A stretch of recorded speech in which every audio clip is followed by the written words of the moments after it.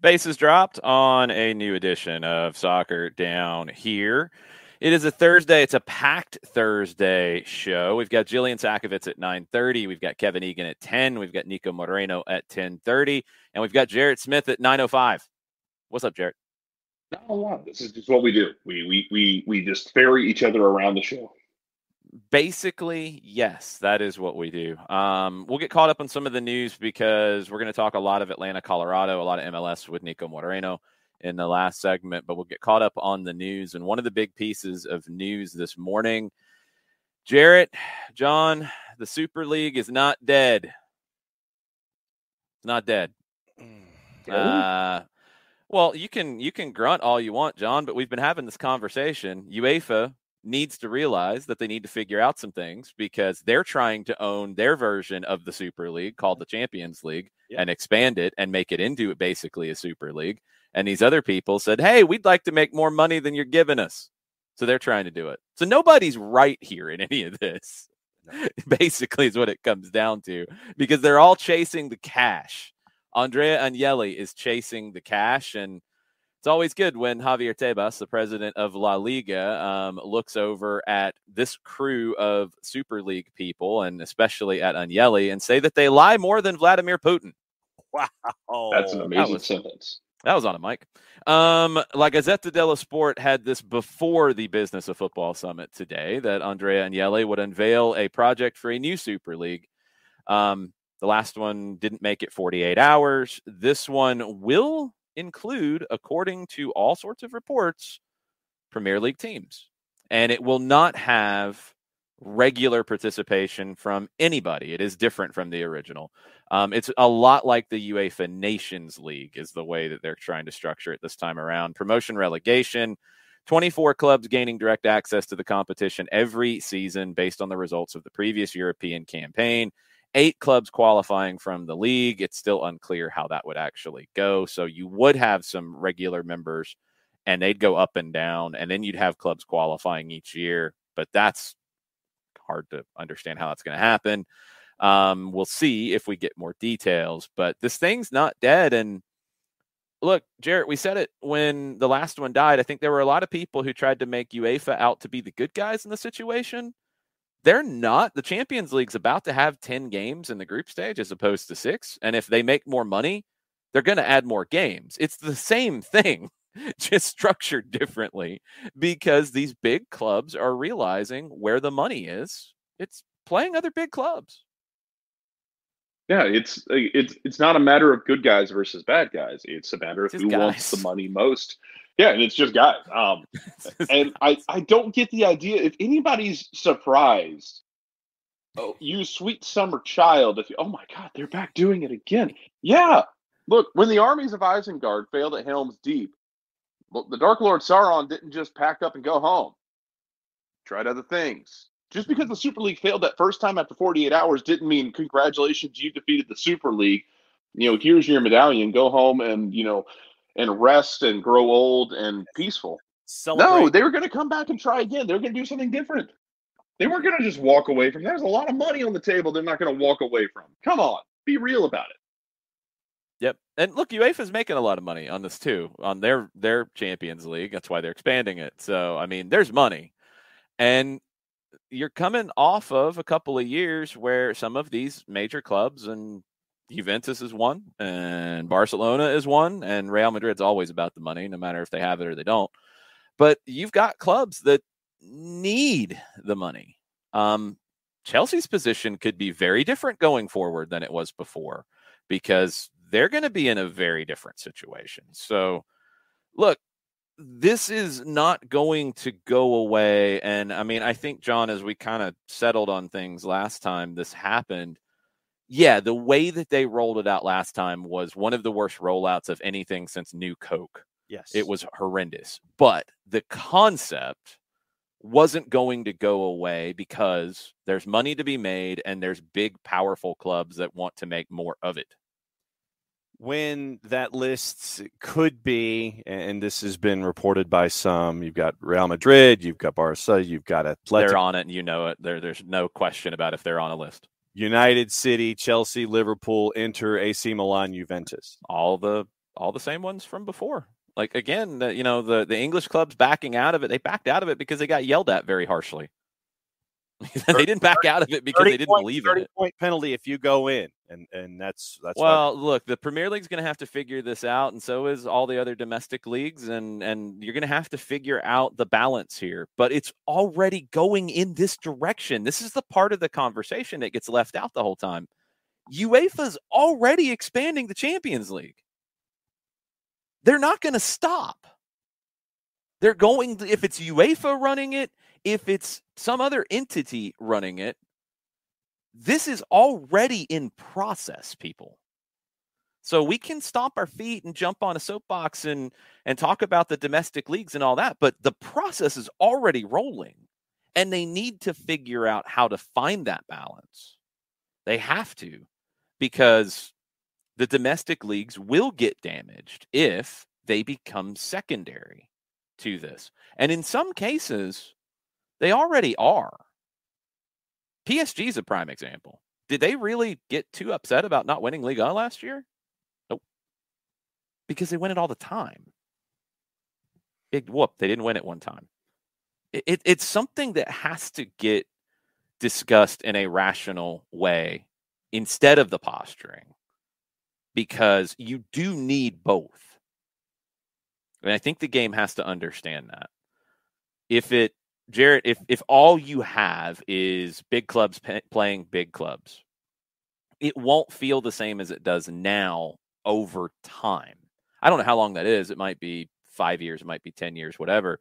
But then, like right now, no offense, Burnley, but a Chelsea-Burnley match does not have the same buzz as Chelsea and Bayern or Chelsea and Real Madrid. It just doesn't. Sorry, it doesn't. We all know this. And you can feel bad about it, but it doesn't.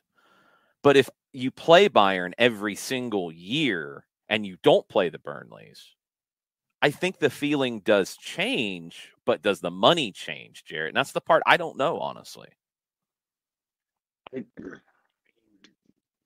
depends. And the problem is the landscape is changing. So you don't want to lock in teams and say it's going to be these same 6 or 7 teams every time. There is back and forth about that, Jared. Sorry, I want to clarify something because I've gone back and forth on it because I'm seeing it reported back and forth. Hadrian Grenier is saying that there are no permanent members. Teams will qualify through league position.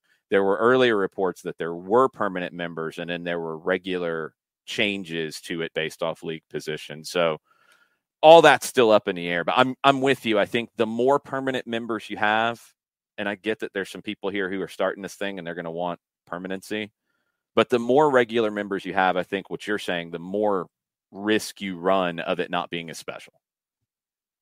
No, it's not going to be as special. And then what happens when one of these teams, gets sold and you don't have, what if you're in a Chelsea situation? And imagine, not to say this will happen with Chelsea, but imagine Abramovich sells Chelsea to somebody who doesn't want to invest in the same way, and Chelsea starts to fall off. Yeah. I mean, what happens if one of these teams that you say, hey, you're a permanent member now in the Super League, welcome, here is your members only jacket, have a good time, sit by the fire, smoke a pipe, and have some charcuterie. What happens when they are dropping off? They're not spending the same. They're not bringing in the big names. They're not finishing in the top 2 or 3 in the league every single year. And what you're left with is a team that's in your Super League that isn't a super team anymore. So, yeah, make it conditional based on performance, because these super teams will come and go. I think 15 years ago, you wouldn't have put Manchester City in these conversations. Right. I think the idea is that being in this would permanently establish them as super clubs. I think that's their gambit here. And I get it. I'm assuming in that case, you're giving them tons of money every year to ensure. Well, yeah, that's the point. Exactly. That's what the selling point is for the Super League is you're going to get paid. That's how they've tried to convince these teams. That's why these English teams that are already getting paid are interested. Now, a couple things. This is a forum that is going on today. There's all kinds of talk about how this thing is going to go. Gary Neville came out this morning and said that the Super League was back on the table. Real, Barcelona, Juventus are pushing. He's pushing that the fan-led review recommendations, wants that to push through Parliament with legislation to protect English football.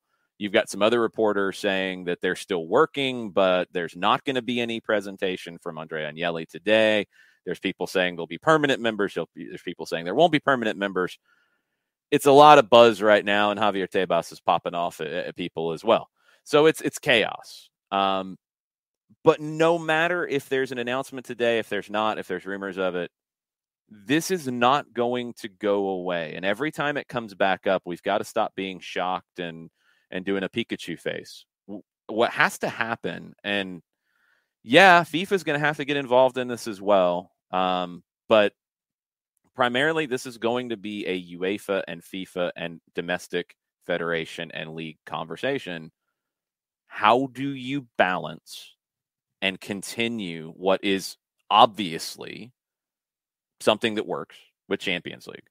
They wouldn't expand it if it didn't work. It wouldn't be the huge moneymaker that it was if it didn't work. It works because you get the biggest and the best playing the biggest and the best.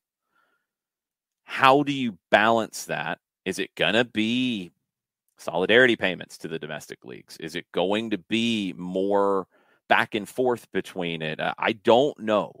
But you have to create a calendar that balances it, and you have to go into it with the intention to balance it, or you're going to do major damage to the domestic leagues. I don't think the small clubs are going to be affected as much as maybe some have portrayed it. I really don't. I think they're in a different world already. Like the Boreham Woods of the world are not playing in the same sandbox as Chelsea and Manchester City and Liverpool and Manchester United. And if they go to a Super League, I don't think it affects Boreham Wood or League Two or League One. Could affect a few championship teams who think that they can get into that realm. But tell me the last time somebody came out of the championship and made the Champions League. Waiting. Yeah. It's going to affect the mid-tier Big Five clubs. It's going to affect them more than anything if the domestic competition becomes lessened. But then, I mean, you have the questions about Celtic and Rangers in Scotland, and they're trying to get into the Champions League every year. Do they have an opportunity for this? Or are they just completely shut out? Is it the Big Five leagues only? What is it? This is where everybody has to sit down and figure out there's money to be made. How can we find a way to divide this up without creating anarchy? That's not going to be easy, and the landscape is going to change, and I think what's going on with Chelsea is going to be part of that. But it's not going away. We need to get out of fantasy land that the Super League is dead, because it's not dead. It's not going to be dead. There's going to be reforms, and there's going to be changes to the way the top clubs operate, because they're going to demand it. Because if you're a top club, capital T, capital C, and there is revenue out there to be made in a competition, would you rather you be in charge of determining what the competition looks like and what the revenue is and what the distribution is, or would you rather have somebody else be in charge of that, that's another corporate entity whatsoever, that tells you what you're going to make and tells you what you're going to do? And I'll go old school with you, John. Isn't this pretty much the same idea that the original breakaway from the NCAA TV rights in college football was? This is the CFA. This is CFA. I couldn't remember the acronym. Yeah, this is what the CFA on ABC is. This is early to mid 80s, right? Yeah. And this is where all of those big names decided that they were going to have their own TV contract.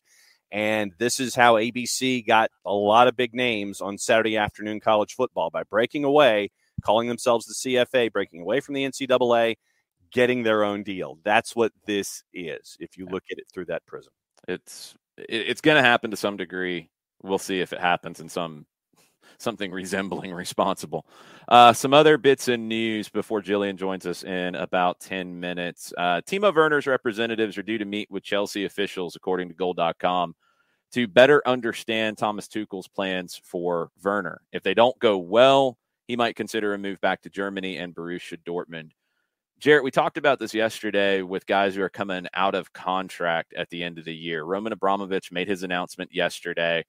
A lot of takes on Roman Abramovich's announcement. The important thing right now from a football perspective is he's going to sell, and he's going to sell quickly. You've got players who are going to be out of contract in the summer that I think other clubs around Europe are taking advantage of talking to them to try to get a deal done. Now you're going to get, I think, the next layer, and a guy like Timo Werner, that you're going to get people coming to Chelsea because of the instability at the moment. And it is, it's inevitable right now with the situation. And people are going to try to pick off some of these players. Timo Werner is a guy who I think they could afford to lose and to bring in the revenue for him. And that could drive some of these decisions too, because it's a completely different landscape going forward for Chelsea Football Club.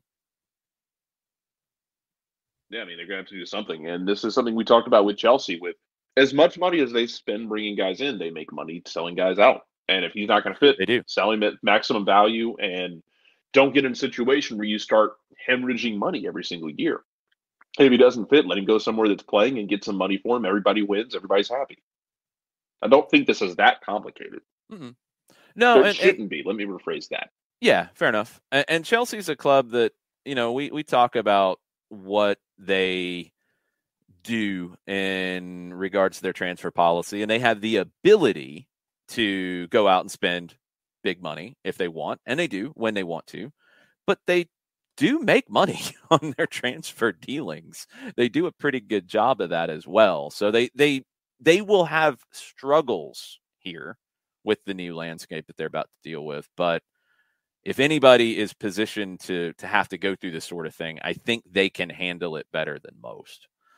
One club that's not handling much of anything well right now is Club America in Mexico City. After we ended the show yesterday and talked about the draw from the night before for them, they did fire Santiago Solari. They were paying him over $2 million per year. It all started to go south after losing in the Champions League final to Monterrey. A bad run of bad results for a while now. 1 win in 13 at the moment. Bunch of players starting to pop off about it. It's really a mess. They're in 17th out of 18 in the Liga MX standings. Solari was shown the door yesterday morning. Now you've got Hernan Crespo linked to it, but he is also linked to Atlético Nacional in Colombia.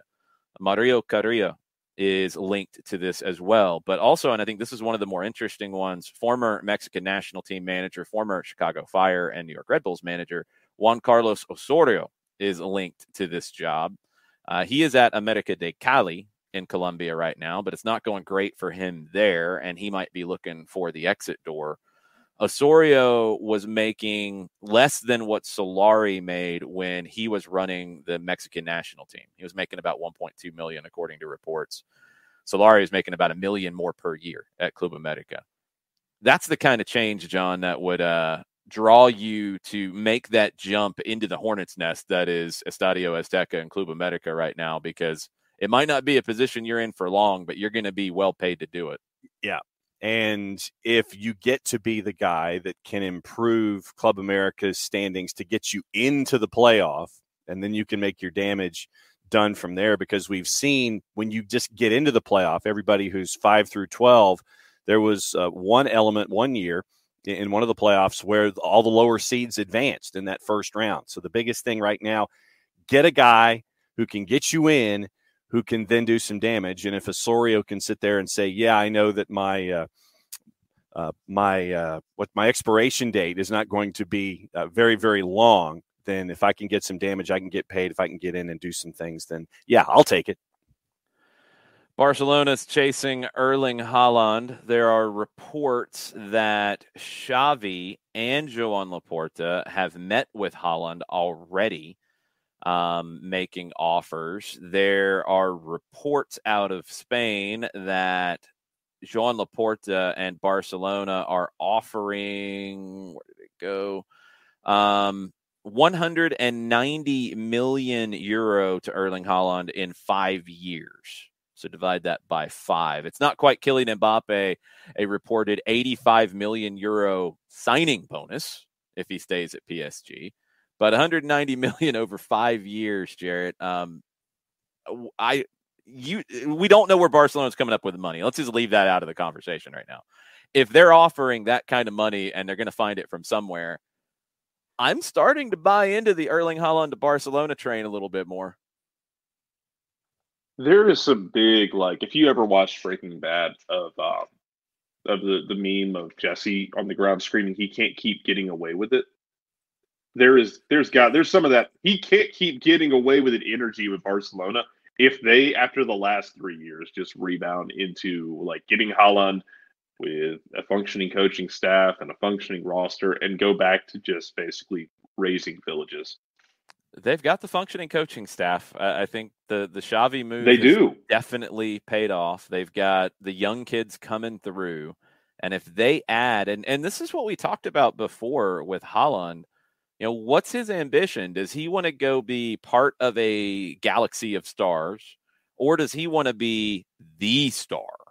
Now, he'll have incredible talents like Pedri and others around him, but does he want to be the man? He's still Erling Haaland. Mm-hmm. He's a monster. And if he is the monster in at the 80% of places he goes, he's going to be the man. But if he goes to Real Madrid, which has been talked about, and Kylian Mbappe's there, he's not the man necessarily. He's a man. Does he want to go and be the man? I mean, if he goes to 80% of the places, he is the man. The other ones, he is just part of a galaxy of stars. And whatever he wants to do, man. See, this is the thing, though. You say $195 million is a lot of money, too. It is, but you say 80% of the places. I don't think there's many places that are in this conversation. I think it's honestly PSG. I think it's Manchester City if they want. I think it, I can't say it's Chelsea right now. It's Liverpool if they want, I think. I mean, I think they can play in this sandbox. Manchester United could.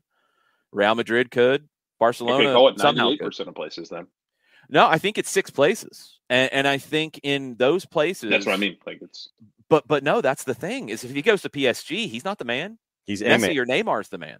Mm-hmm. If he goes to Real Madrid and they get Mbappe, or Mbappe stays at PSG, like Mbappe's going to be at least a man there.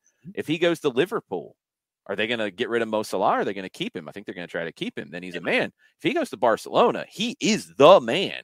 Yep. Leading a young, talented team that he could be there. Yes, you're putting his face on a 30-foot tapestry, putting it outside of the camp on the stadium to advertise. Yeah, he is the draw. He is the crown. He is the center jewel in the crown jewel that would be Barcelona's resurrection and the reckoning of everyone in La Liga to just, God, the anger around La Liga. You would be able to condense it down into a fine paste.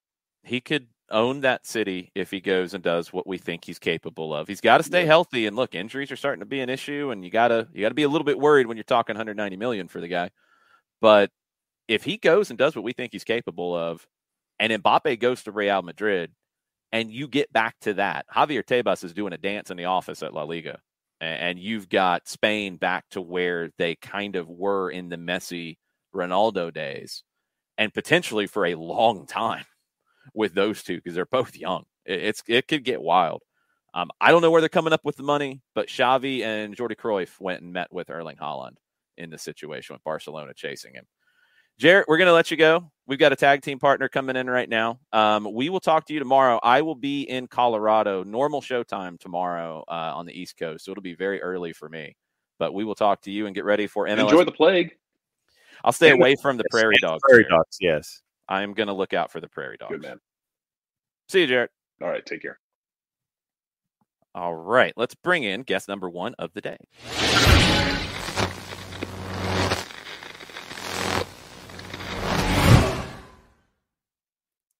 Special intro for our special guest, Jillian. I love that. Oh, yeah. How are you? I'm well. How are you guys? All right. We are good. You getting ready to deal with whatever conditions we're going to see on Saturday in Colorado? Yeah, it brings me back to, my first game with Atlanta United was at Minnesota. Yeah. And while it didn't snow, I think it was like 8 degrees. It was colder than it'll be. Yeah, it was miserable. Yeah, that was miserable. And then Atlanta United's, first game in the snow. So We'll see what happens. Oh, I'm sorry. Look how I put my name in like a 5-year-old. That's really bad. It is all good. I'm so sorry. No, I'm still on West Coast time.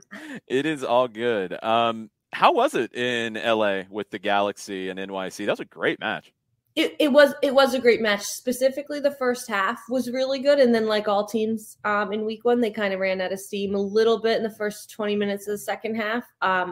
But I just had this feeling that it wasn't going to end in a 0-0 draw. I knew it could, but it was incredible to go from 1 minute, you're talking to the producer about, all right, they get a draw on the road. We'll talk to Sean Johnson, goalkeeper, obviously, for New York City. And then within 2 seconds, you're talking to Chicharito again, who has like a emotional, great opening day moment and interview. So it's just great how quickly the tides can turn.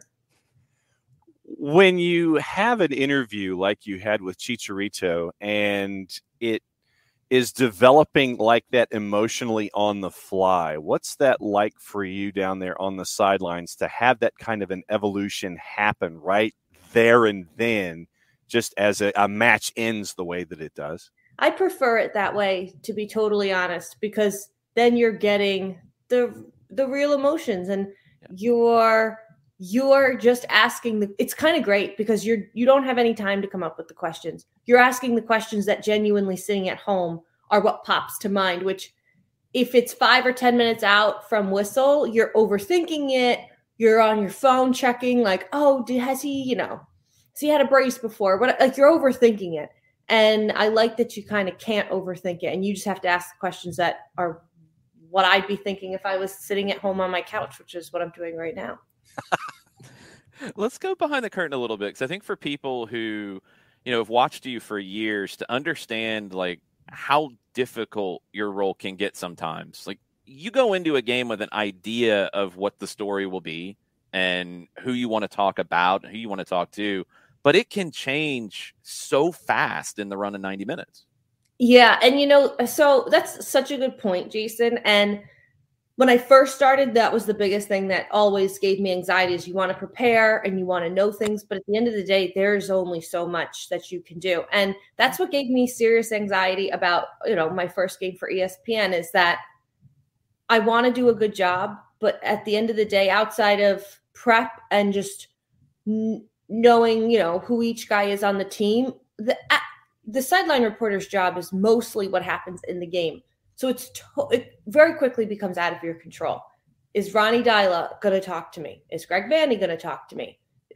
Are they going to be coherent? Like, are they going to, like, you want to hear what's going down on the sideline? Like, are they chatty? Is the fourth official going to clue me in when everyone's confused? Because then that reflects on me. So all I can do is do my best. And then you just kind of hope for everything else to semi come into play. And it always does. But obviously a moment like the Chicharito game winner, it helps you a lot. And it's something you had nothing to do with. Even though I was so thankful, because the day prior at training, I spoke to him for 5 minutes, and what a guy. Like, he's just total gentleman, so charismatic, and not just on camera. Like, we were just having an off to the side chat after training. And I don't know him. I've never spoken to him before, especially with COVID. Maybe players I would know, I'm meeting for the first time, which never helps. But I asked him before I let him go. I just kind of said to him, I go, who's going to have the first goal for the Galaxy this season? And he said, myself. So I was like, okay, duly noted. But like, what are the odds that's going to pan out? And then it did. So like, that also was just a huge Hail Mary for me. When it comes to being on the sidelines, there are times when everyone there, coaches, folks of influence, whether you're talking fourth official or all the power brokers and all the players, they sit there and they get the fact that you're there to do a job. I think sometimes, though, it is equally difficult because they want to do their job. They don't want you to pull your earpiece out. They kind of poke into the huddle and sit there and listen to secrets. How difficult a balance is that, to sit there, try to do your job, not be intrusive, but still get information so you can ferry it back to the truck and the producer and sit there and still be that active third voice that's there on the field? It's all about picking your moments and knowing who to pick your moments with, right? Like, Peter Vermees will put his arm around you and be like, you see how those two guys are doing this? And I'm like, thank you. Whereas like Ronnie Dyla, probably not.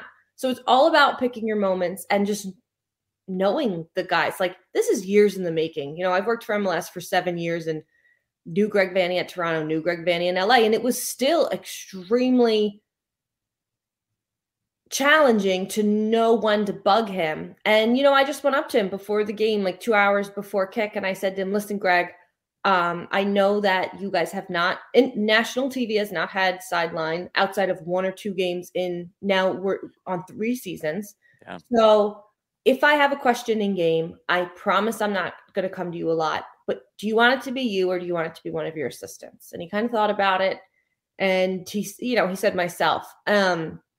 So that was very helpful. And I leaned down and I asked Greg, what he was liking or needed to see more of. Once a half. That's all I bugged him. So that helped. It's about picking your moments. And John and Jason, you guys know this better than anybody. It's about trust that, yeah, okay, John Champion asked me at one point, what was the reaction about, a foul on Nicholas Acevedo? I think they, wanted it to be like a yellow card or something.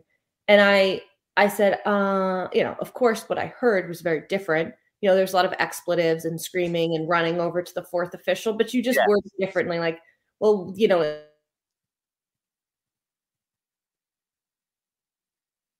we'll see if we can get Jillian to unfreeze. Yeah, it's right in the middle of the story. Hold on.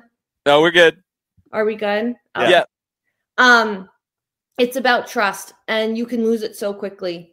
And just knowing that you're protecting their space and that you're not going to say anything to try to be exciting and try to get that moment, because it's just not going to pay off in the long run.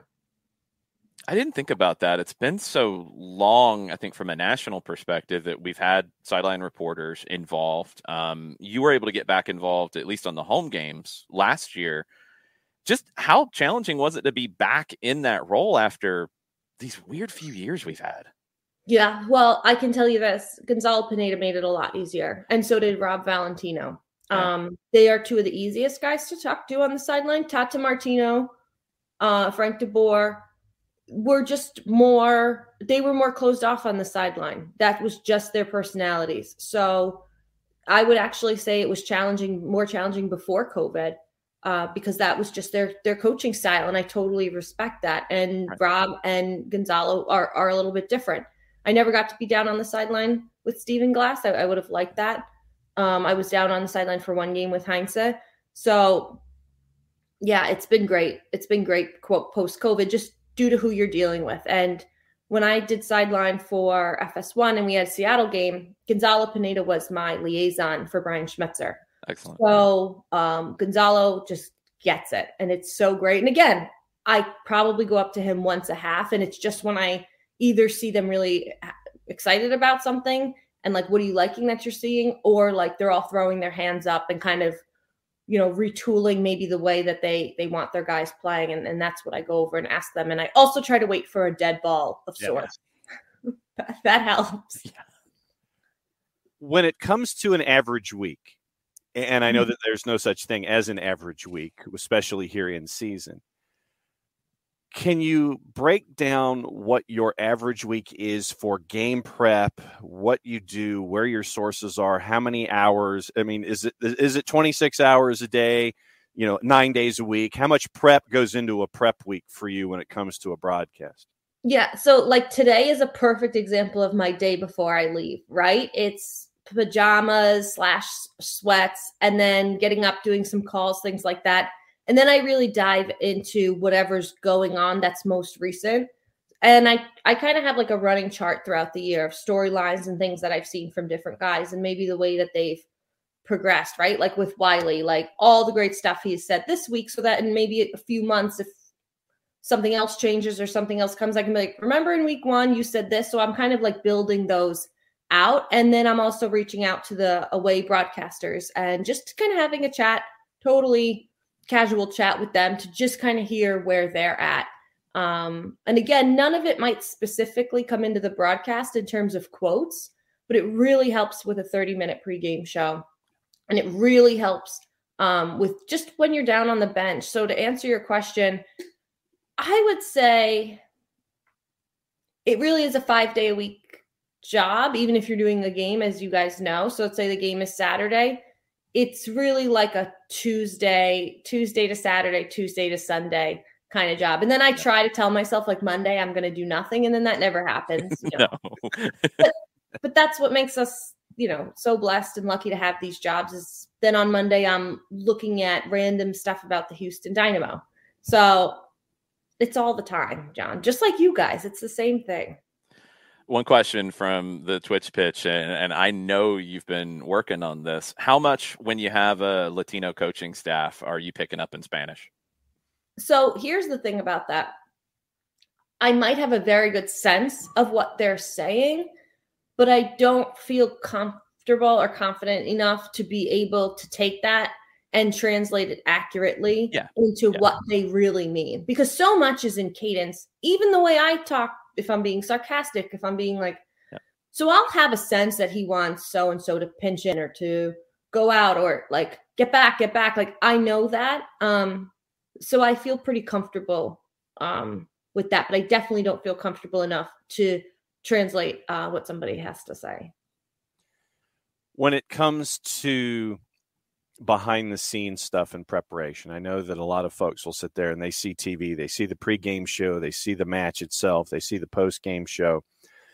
I know that there are a lot of things that folks don't get to see. If there's one thing that you would like to impress upon the viewer, to sit there and say, okay, you don't get to see this, but this is how much work that everybody puts into this. Is there one thing that you'd like to sit there and have viewers know that they don't necessarily know by just watching a broadcast? Is there something behind the scenes that can help them with the broadcast to understand all of the work that goes into it?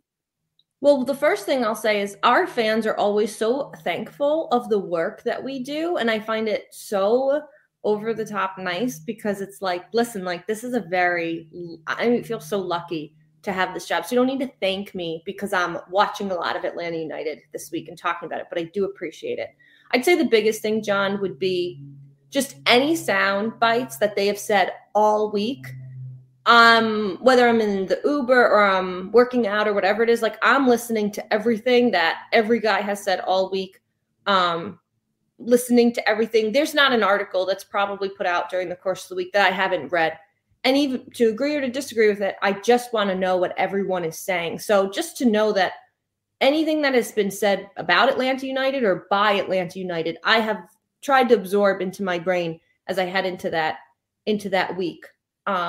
Again, just to know what people's mindset is. I think that's so much of it. So we'll get more today with Gonzalo Pineda speaking to the media before the team leaves for Colorado. This one has changed a bit with the injury to Luis Araujo, such an important part of the preseason build, such an important part of the way the team defends up high. But you're facing an opponent in Colorado who's wounded right now. They've looked very poor to start this season in CONCACAF Champions League and then against LAFC. So there's a lot of maybe unexpected storylines coming into this one. Something with Colorado, unfortunately, is I hope I'm wrong because I really enjoyed rooting for them last year, but I think they missed their window. I think they had lightning in a bottle in this 1 year. We've seen the types of decisions that the Colorado Rapids make at times in terms of, money moves perhaps. Yeah. And that's, Cronky sports, like they also have some money, Super Bowl may have helped, but it's like Atlanta United did the opposite this year. They went out and they spent incredible money. So yeah, Luis Araujo is not in there, but for me, this is looking at it after week one. There's no reason Atlanta United shouldn't go in there and feel really good about themselves. What are you thinking about the Dom Dwyer acquisition paying instant dividends where Luis only lasts you a little more than 20, but then Dom comes in and puts in some work for you coming out in his first appearance? That's an MLS veteran for you. Not rattled by the moment, comes in, does the work, and knows what he needs to do and knows his role, right? Maybe Dom can't do that for 90 minutes, obviously, every game, but he comes in and he does what he has to do. And we've seen that in the past with MLS veterans with Atlanta United. And listen, hey, if that's how it works all year, then they got exactly what they wanted in what was an incredible striker in MLS. I think that's what's so interesting about the game from Sunday is you get the contribution from Dwyer that was unexpected. Osvaldo Alonso, all over the field in his 90 minutes. But then you had the homegrowns as well that played big roles. Tyler Wolff and George Campbell and then Wiley putting the thing away. So you had like both sides of it, veteran experience and youthful exuberance. Yeah, and Wiley's reaction was everything I think the fan base needed to kind of kick off a new season. And I think it was too like very poetic that, yes, huge new signings, right? Araujo, Almada, but like, look who scored. Look who, sure, we had the other guy score too, but like Wiley contributing, they said Tyler Wolff contributing, like that's really exciting. And it seems like Atlanta United struck a balance and kind of the things that that make an MLS team work. Some young talent, some homegrowns, some incredible South American speed and scoring, which is what this team has prided themselves on for so long as part of their identity. And then plus a couple MLS veterans roaming around. Ozzy Alonso has always been a big, big guy for me. I've loved watching him in Seattle. His story is incredible. For fans that maybe haven't gotten out there and learned about him, read about it. I was with the Cuban national team. They were on some friendlies in Texas. He goes into a Walmart and was thinking about it and decides his entire staff was distracted by the electronics section in Walmart. And he walked out, he got on a bus, found somebody who said he looked for someone who looked like they knew how to speak Spanish, got himself a bus ticket to Florida, and then went and met up with, I forget if it was a friend or a girlfriend, someone he had living in Florida, joined a USL team, and then worked his way into MLS. He's an incredible story. When you look at all of the stories at Atlanta United, as you mentioned, Ozzy Alonso going to the other side and the academy, and you mentioned Caleb Wiley, but you've got a Tyler Wolff, you've got a George Campbell, and so you've got a team here in Atlanta United that is working multiple lanes of traffic to try to continually bring a winner here. And, you have to continue to work. This is a 24/7, 365 or 366 job to continue with the expectations that have been set. You mentioned Ozzy Alonso to bring you that veteran presence. You've got the academy presence as well. And the balance is there. And I think that the front office, once again, they understand what these fans want and are giving it to them from different directions once again here in 2022. Yeah, I think that we saw the value in 2018. Everyone across the league, you'll hear people mention the Atlanta United 2018 team of just kind of having all the right balance. And you see the importance of that time in and time out. Carlos Bocanegra's talked about it with veteran presence and things like that. And the last few years have been tough to try to figure that all out and get everybody. So I feel like they've struck a good balance. But as we saw in week one, that's been done. And now it's going to be about keeping guys healthy. If Araujo's injury is just 4 weeks, that's how it goes. And that's not a deal breaker by any means. But now it's about keeping guys healthy. Yeah, because I think Atlanta United's a title contender this year. I think what we've learned from these past couple of years is it's even harder in MLS, I think, to win MLS Cup. It feels like these last 2 years going into it, you can rattle off 8, sometimes 10 teams that you can legitimately see lifting the trophy at the end of the year. So everything's got to go your way, but the squad they've built, when you compare it to NYC, when you compare it to Philly, when you compare it, to the teams in the East that can give you problems, but also when you compare it to your Nashvilles and Seattles out West, who I think are title contenders, and your LA teams, Atlanta's right there. And you've got to navigate all of these challenges that always pop up in any given season. I was thinking a lot about that. And who do I think has gotten better and who do I think has gotten worse? I almost feel like every team in the East has gotten better this year. Yeah. Whereas I don't think I would say that about the Western Conference. Exactly. In terms of acquisitions. And last year, the West was, I feel like, just a much stronger conference in terms of who to watch. You didn't expect Columbus to struggle, the way that they did, everything going on in Toronto. Well, it's like Toronto's going to get better, and they're going to get a lot better when the summer comes. Yeah. New England is going to be a force to be reckoned with. Columbus as well. I think it's just going to be really tough. The teams I wonder if they'll be able to hold on are like a Philadelphia. Like, are they going to be able to get back, to what they did? We'll see what Miami is, but Orlando now spending money as well with the Will family.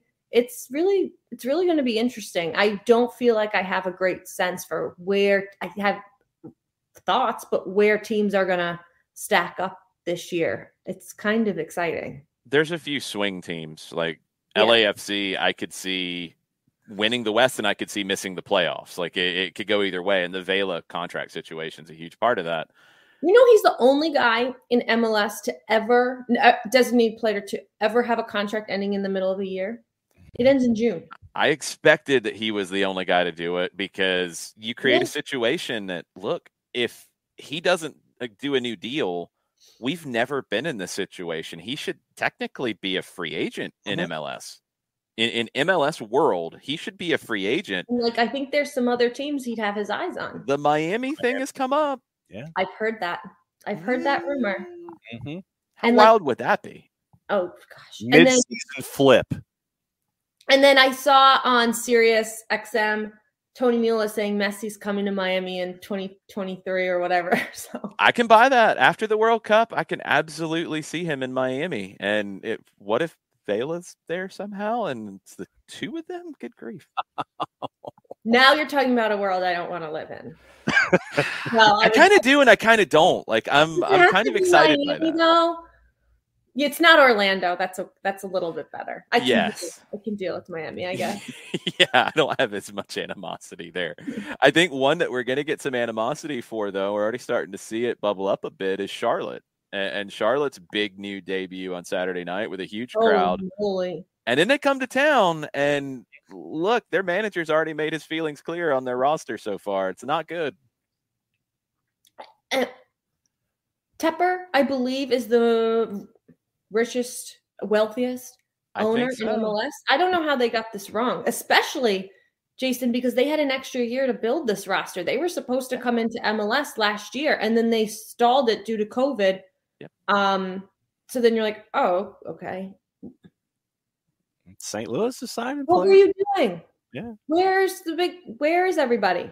So I don't know what they're doing, especially like this, all this business about the attendance record, all that's fine and well. But if you are the next Cincinnati, then that's not helpful. Ooh, you never want to be called that. That might be extreme. But no, you might not be. That's the thing, is it might not be extreme. I think they'll get it. I think they've got too good of a manager for it not to get better. Well, and maybe he's just being fiery and putting some pressure on the front office to make those moves. And we've seen people do that too. So taking some of the heat off. Ronnie Dyla did that, and it worked. Ronnie Dyla did that at the beginning of last year, and that worked for him by just kind of saying, like, I don't know if I have the roster to go out and win.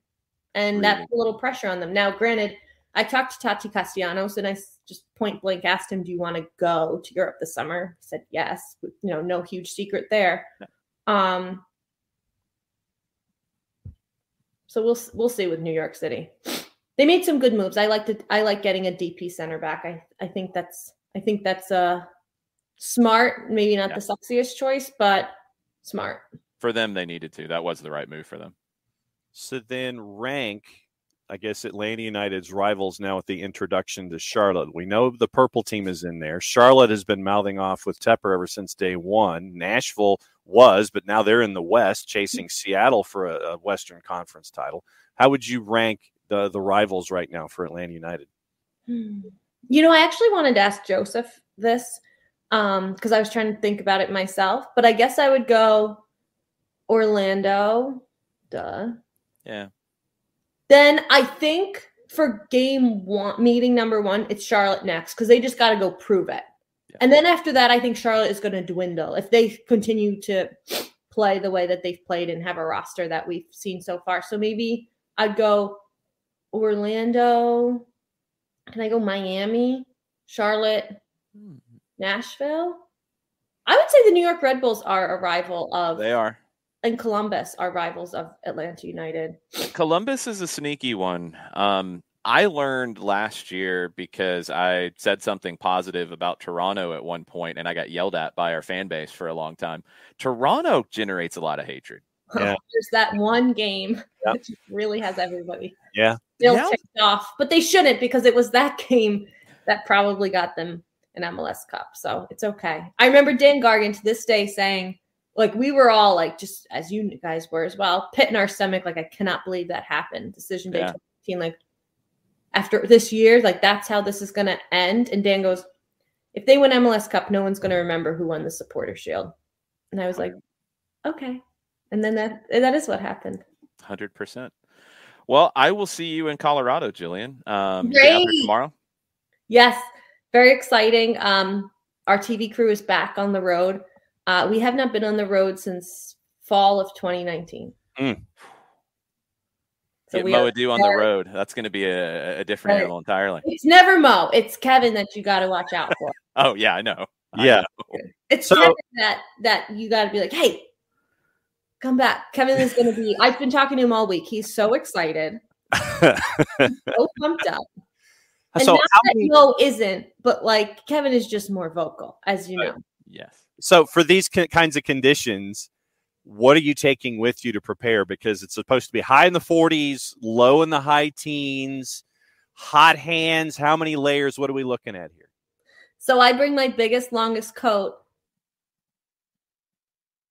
Oh, froze again. Ugh. Give it a second. This is the joys of remote broadcasting that we've all had. Sorry, guys. Oh, you're good. You're good. Big coat, boots, the whole thing. I have underdressed enough times that I don't care anymore. It's not happening anymore. I'm too old for that. So lots of layers, lots of parkas, everything like that. Hot hands. You get the hot hands for the under the. You know, that's a good reminder. I got to go look in the basement for those. Yeah. Well, get ready. Do you have a booth, Jason, or are you like in some tent off to the We'll side? be in a booth. It's been a while since we've been out there, but and last time we were there, it was super hot. So this is completely different. We'll be in a booth. I don't know if it's a heated booth, though. That's the one thing I'm kind of wondering about. So I'm prepared in case it's not heated. Amazing. That's basically how I'm thinking. Well, last thing I'll say about the weather. It was 70 in Denver all week. I know. All week. It's going to be 70 when we land. It's bizarre. Are you flying in with the team? Yeah. We're heading out this afternoon, and I mean they're training tomorrow, and it'll be about 70. I like that. I like that they're going for an away game. They're going out a day early. I think that's smart with the altitude and just getting that first away game kind of like settled.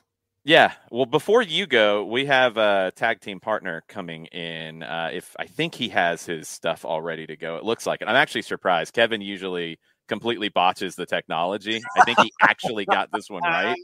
So let's introduce our next guest.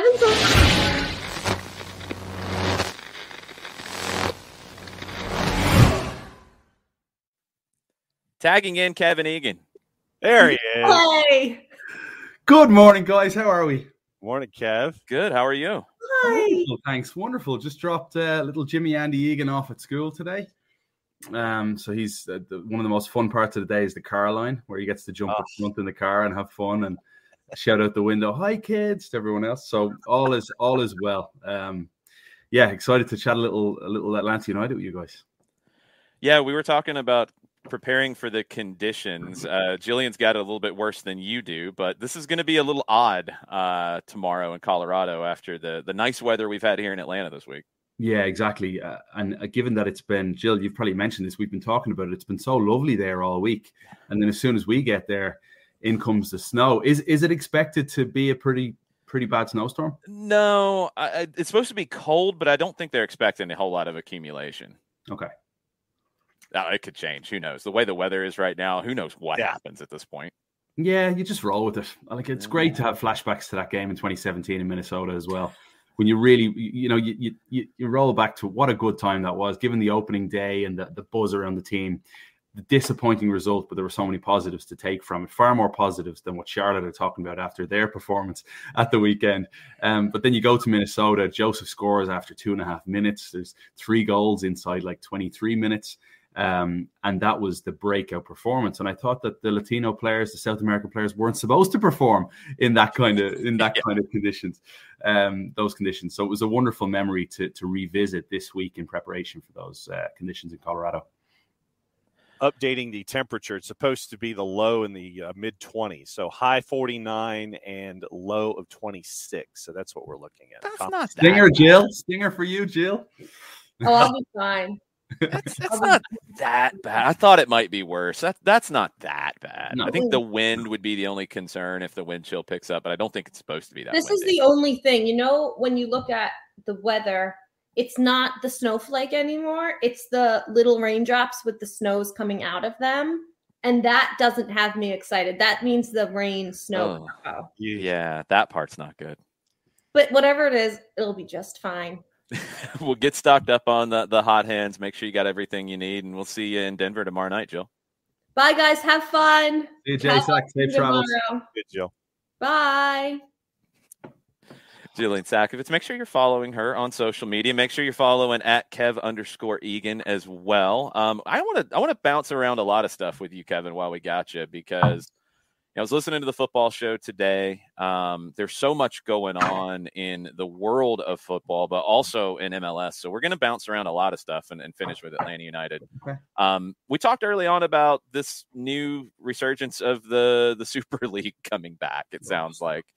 And I do think the Chelsea situation kind of ties into this and changes the conversation a little bit, because the landscape of some of these major clubs, we've seen Barcelona struggle over these past couple of years financially. Chelsea's going to be in a completely different financial situation no matter who ends up buying it. It feels like the landscape of the elite might look different in the coming years. It's funny. I was on a podcast with an old friend of mine, Lawrence Holmes, in Chicago the other day. And I ended up inadvertently veering toward supporting a Super League when I absolutely hate it. And the reason I went there was he started asking me about soccer in America and the landscape here in this country.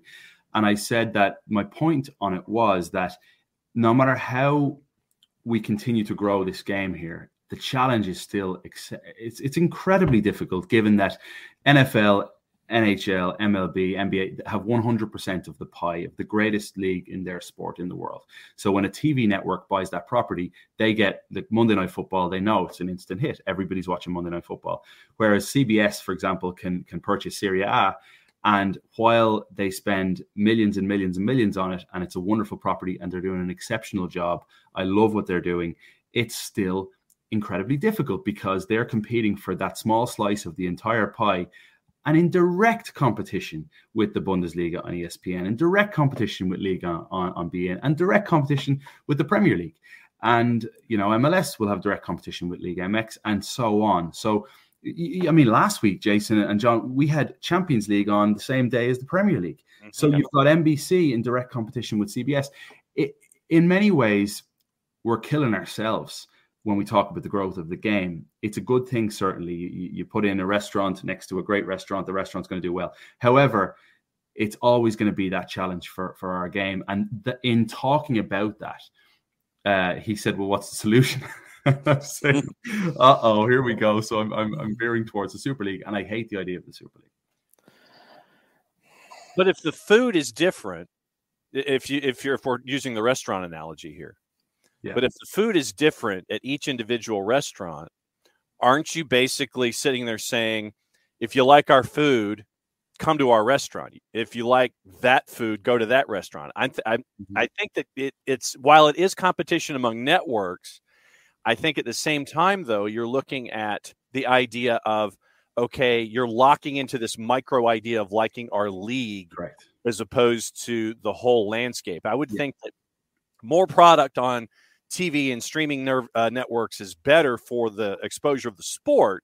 And I know that you're at the risk of watering things down, but I would also think that putting all of this material out there means that for fans, you're giving them more things to look at, which gives advertisers more avenues to go down. Yeah, well, you're spot on. And we're so spoiled right now with like Jason, you've talked about it before, when we've been chatting on this show about the days of trying to find games. And right now we're totally spoiled for choice. My one hope in all of this is that the network executives won't be scared off by ratings. They've got to stick with it for the long haul. You can't look at CBS and say within 2 years' time, they're looking at it saying, well, we're not going to send our broadcasters to Italy anymore. We're not going to, because their ratings can't be exceptional. They can't be. There's too many things going on at the same time. And there has to be a level of patience shown with the game here for us to succeed long term with it. Yeah, I think this next MLS broadcast deal is going to be fascinating once we know what direction they're going to go and how substantial it is. And, for all of us, what do they do with local broadcasts? How does that get carved out? How is it distributed? Does Turner make a big play? Is it structured differently? But I think the one from just a health of the game standpoint, the big change here that is so unique, and I really will be fascinated to see how Europe reacts to it, is the Leagues Cup. I think Leagues Cup has the potential to be an absolute game changer for MLS. Why? I think right now you have a little bit of a situation where you have like two silos of fan bases, and it feels like they don't overlap very much, with Spanish-speaking fans of MLS and especially Liga MX fans. And they're not all the same in that group, but they don't interact in the same way with English-speaking fans of MLS. And there's a much smaller number of English-speaking fans of Liga MX.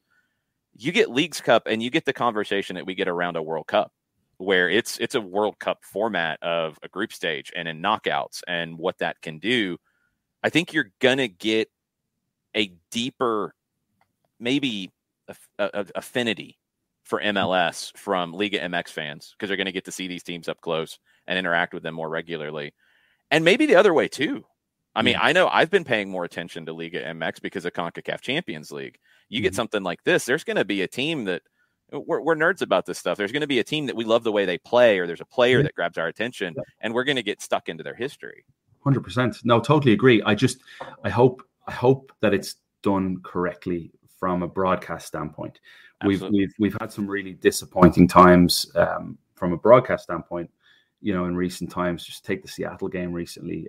There's been with Fox, and I don't want to get into it. It's just, we need to treat it correctly then, if that's the case. 100%. No broadcasters doing it from Vista in Florida, things like that. Like, let's make a big push for it then, if this is what it's going to be. And I think you're right. Like, this could be incredibly sexy. This could be one of those things where you're like, oh, this is so cool, that World Cup format, but it's got to be all in from every. 100%. I mean, think of what you could have, Gignac versus Chicharito or some, that those kinds of matchups, if they were in that particular tournament. I mean, this really could be something where you have this blending of these two nations here and these two powerhouse leagues in this hemisphere really going at it. And I think it could elevate the game and the exposure for Major League Soccer on the world stage, Kev. Yeah. No, John, I totally agree. And it's not, Liga MX is not something that I've been following closely like you guys of late, but I would jump at the opportunity to have a situation like that where you're naturally much more invested than going out of your way to watch an isolated game, for example. Yeah, it's starting to overlap a little bit. I mean, to go back to this restaurant analogy that we started with, I think what MLS and honestly this hemisphere can start to do is, you're going to get, maybe I'm unique in it. Like, I watch Argentina, I'll watch Goal TV with Ecuador. I'll check in on what Brazil is doing because the time zone is different. So it's almost like I have like split personality with it. During the day and in the morning, I'll flip around to the games in Europe, but at night it's MLS primarily. But if there's a dud of a game like Sunday with RSL in Houston, I'm bouncing down to Ecuador to watch Emelec. Yes. I mean, you've got so much going on at different parts of the day now. Yeah, no, very true. And you've got a completely different identity to the way the game is played. It's like your late night diner versus your dinner restaurant. Yeah. Like I loved watching Liga de Quito when I was doing Libertadores games. They just offer something completely different to, say, the Argentine side. And the Brazilian teams would offer something completely different yet again.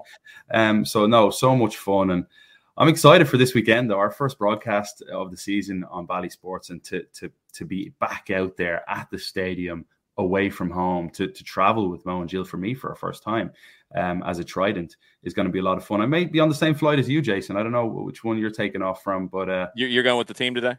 No, I'm going tomorrow. Then I will see you when you get there. Are you going today? Yeah, we're going today. Nice one. Okay. No, I'm flying tomorrow at what day is today? Today's tomorrow. Thursday. Guys, my life, we just had a big massive pipe burst out the front of the house. Oh no. Like a river. I got back from 10 days away. I was in Saudi Arabia and 4 or 5 different cities. I got back and the neighbor was like, listen, you've had a bit of an issue. It's like, thanks very much. So we got a nice bill for a lot of money to put in a new pipe out the front of the house we just moved into. Oh God. Good times. Yeah, happy days. I mean, yeah, totally. I mean, Kev, legit, this is how I do my life. I literally have the day calendar, the big one. It's got all the things that I need. That's the only way that I keep my life straight.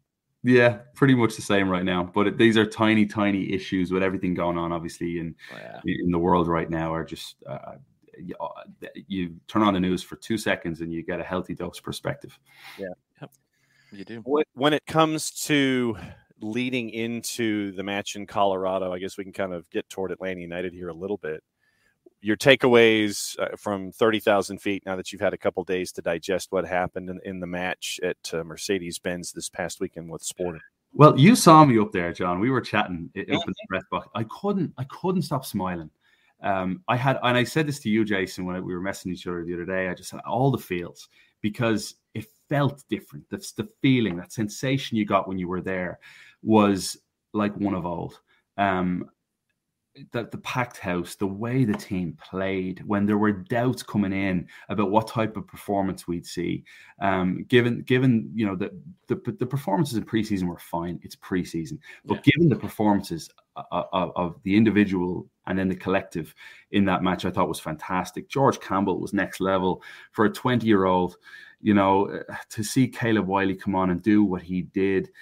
I had a wonderful conversation yesterday over the phone with Chris Wiley, Caleb's dad, just to learn more about the family and him. And we ended up realizing that Caleb's been wearing the Atlanta United crest longer than anyone else. Yep. Because of a pre-season or a pre-camp before the academy had even launched. He was part of the U12 team that went to Generation Adidas. It was the first team to ever wear the Atlanta United badge. And it wasn't just him. I think Efrain Morales was in that group. Mm-hmm. There was at least one more. There were, I went through some of the names with Chris yesterday. I'll have that for sure. And I can bang it on, but it's fascinating to think that the 17-year-old who came into the game was the very first one out of the entire first team roster to wear the Atlanta United badge. I think that is absolutely beautiful. I think it's his press conference afterwards was a testament to his parents and to the entire organization. And hats off to whether it's Tony Annan, Matt Lowry, Carlos Bocanegra, everyone involved in his progression, Jack Collison with the twos. It was just wonderful to see George Campbell for 20 years of age, the way he even took the ball, like against a pressing team that work so well together in the likes of Russell and Shalhoub, and the way they press you, for him to have 88% pass completion rate, for him to be able to find those seams was just so impressive. And all around, honestly, Mateus Rossetto, for me, like, it's the small things sometimes in the game. Yeah. And when you break down Dom Dwyer's goal, Mateus Rossetto didn't touch the ball, yet the role he plays is absolutely crucial because he makes this darting run, a run that I hadn't really seen from him before. And it was the rotation in midfield with SDH and Ozzy Alonso that allowed him have that little bit of freedom. But he makes a very selfless run and a considerate run that makes the centre-back question whether he should step with Joseph Martinez or whether he should keep an eye on Mateus Rossetto. And watching that goal back, I'm like, wow, Joseph dropping deep, sure, everyone's going to focus on that, but Mateus Rossetto has to make that run for that space to open up for Joseph. And then in turn, the back line is completely and utterly stretched, and Dom Dwyer is savvy enough and smart enough to find that space. And what he does after that is just absolutely brilliant. I mean, Dom Dwyer, like, I hate to even bring this up, but like, he hadn't had a shot on target since 2019 in MLS. Forget about goals. Yeah. He hadn't had a shot on target. And for him to go and finish the way he did was remarkable. And it speaks to his confidence right now. Heading into this weekend, there's too many positives about this side's performance in the opening day. And then, the side's going to be weakened for sure, but I don't think that matters. I think there's a level of confidence and swagger right now about these younger guys that I'm just eager to see them get back out there on the pitch. You mentioned swagger, and that's what comes to mind for me with Campbell is, we talk about guys who have composure in those moments. And for a young player, it's tough. I think Campbell's past that. He's almost got an arrogance at times in the way that he plays because he doesn't make the simple play every single time under pressure. Yeah. He'll take a touch and dribble you. He'll make a more aggressive, ambitious pass. Doesn't always come off. Came off a whole lot in this one. But he has this level of self-belief. And, you mentioned everybody that factors into this. Campbell in 2019 wasn't even supposed to be the guy with the twos. He wasn't supposed to get that opportunity. There was an injury. He gets thrown into it. And Stephen Glass kept playing him. And he kept building up. And he gets the homegrown deal. And now, sky's the limit for a guy like Campbell. It really is. He's further ahead. I hate to do this whole comparison thing, but Miles didn't play in 2017. Not a single minute. He played sparingly in 2018, and quite frankly, wasn't trusted by Tata. He developed a lot under Tata for sure, but I don't know if he was absolutely trusted when a guy like Anton Walkes was. Where Miles, I think, really developed was with the twos at the end of the 2018 season when he played about 10, 12 games in a row. And it was the first time he had extended play as a pro. And then he had to play that postseason match because Tata didn't have a choice. And he delivered. He absolutely did. And I love the fact that George seems, and I don't know George personally, I've only met him a couple of times, but it feels to me on the pitch like he's a real leader. The late sequences in the game. He was the one organizing. He was the one talking. Was he? I didn't see that part. It was Campbell who was demonstrative in those late sequences. Loved it. I was going nuts about that one on radio. I was so excited to see that. Brilliant, because he was. You look at his interceptions and some of the positions that he put himself in. Shoving guys like Johnny Russell off the ball and playing big boy football. It was just cool to see. And then I loved Ozzy Alonso. Like John, I think we spoke about this briefly in the press area. Was his signing for me? He's well beyond just a player. You can't replicate the experience that someone like him brings, and Jeff Laurentowicz brings, Michael Parkhurst brings to a team. This team for me has been lacking that for a few years now, quite honestly. And I'm sorry, but I looked at the team in 2020, 2021, and I just thought there's too many nice guys. There's too many what would be called teachers' pets when I went to school. Guys that are willing to go along with it, yes sir, no sir, and they're wonderful players. But when it gets tough, in big moments of adversity, I lean on an Ozzy Alonso. I lean on a guy like that. I lean on a Dom Dwyer and a Joseph Martinez. And Dom Dwyer is a guy who adds fun and personality to the group. And all that is so important. When you're traveling on the road together, I want a guy who's cracking jokes and taking the mick out of people and having fun and bringing out the personalities in the Caleb Wileys. All those, they're just the intangibles, and they're not. It's hard to quantify what value that brings, but it's very important. And I love talking to players about successful teams and the makeup of successful teams.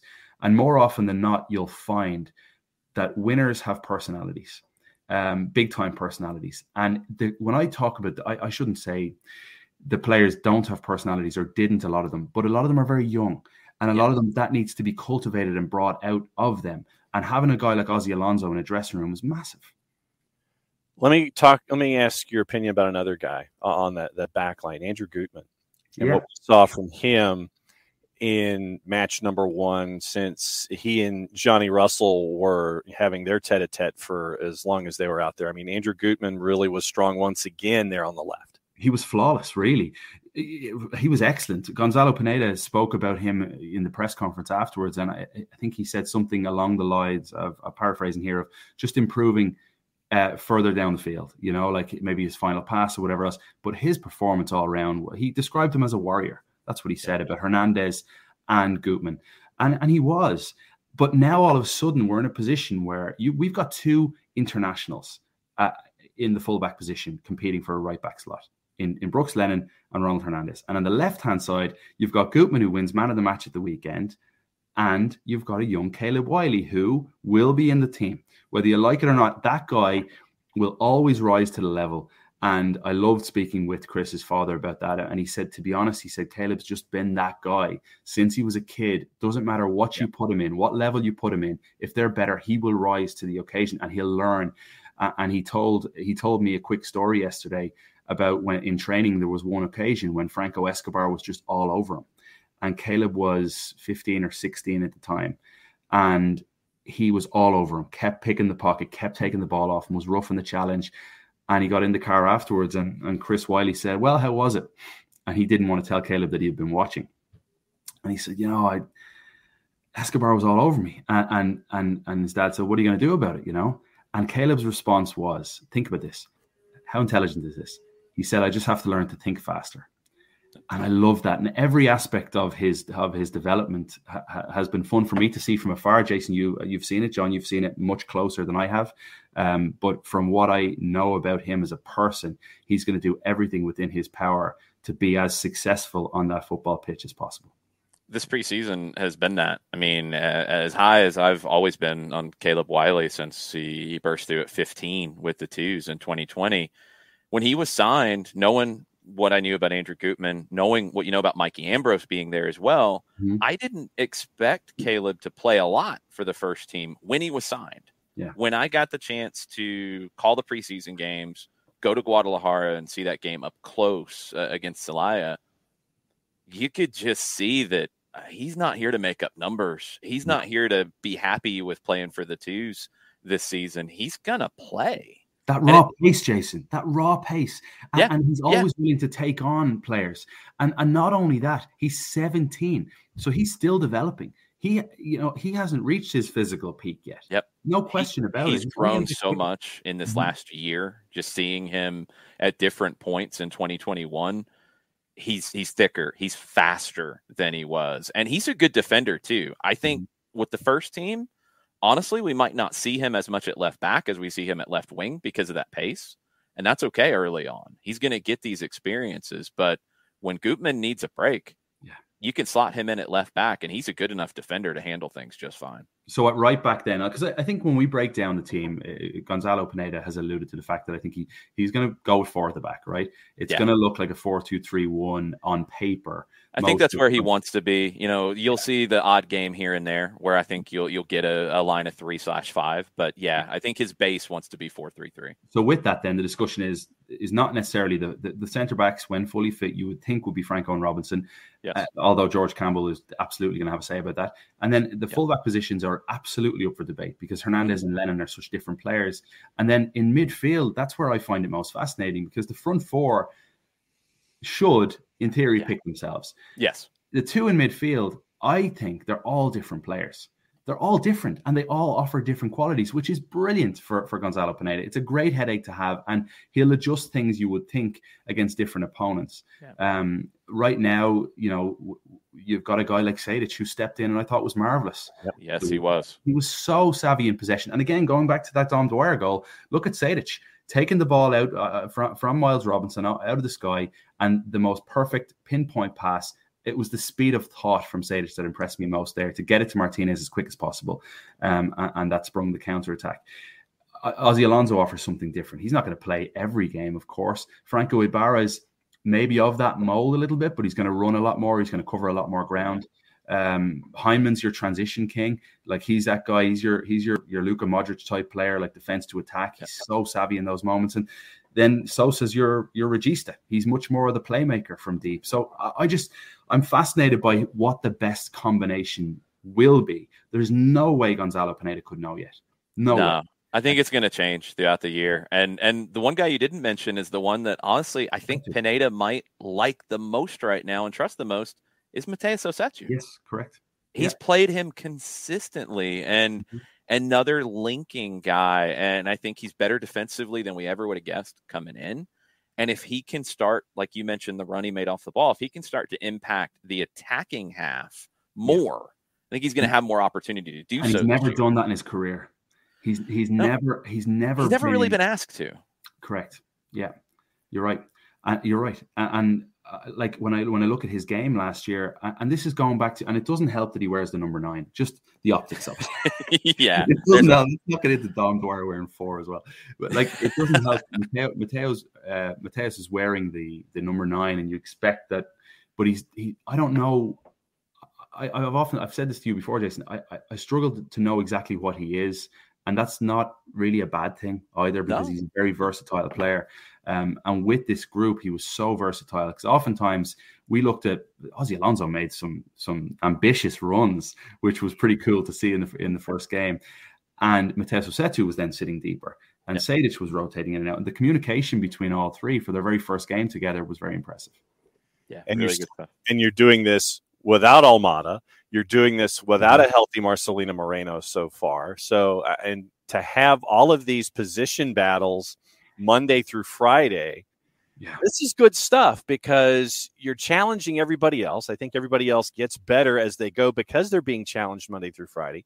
And Gonzalo Pineda can sit there and say, okay, the team that we're playing does this. I think that this combination works best in this situation. To have all of these pieces to the jigsaw puzzle that he can sit there and slide and go, okay, this here, this here, this here, this here, and then plug and play.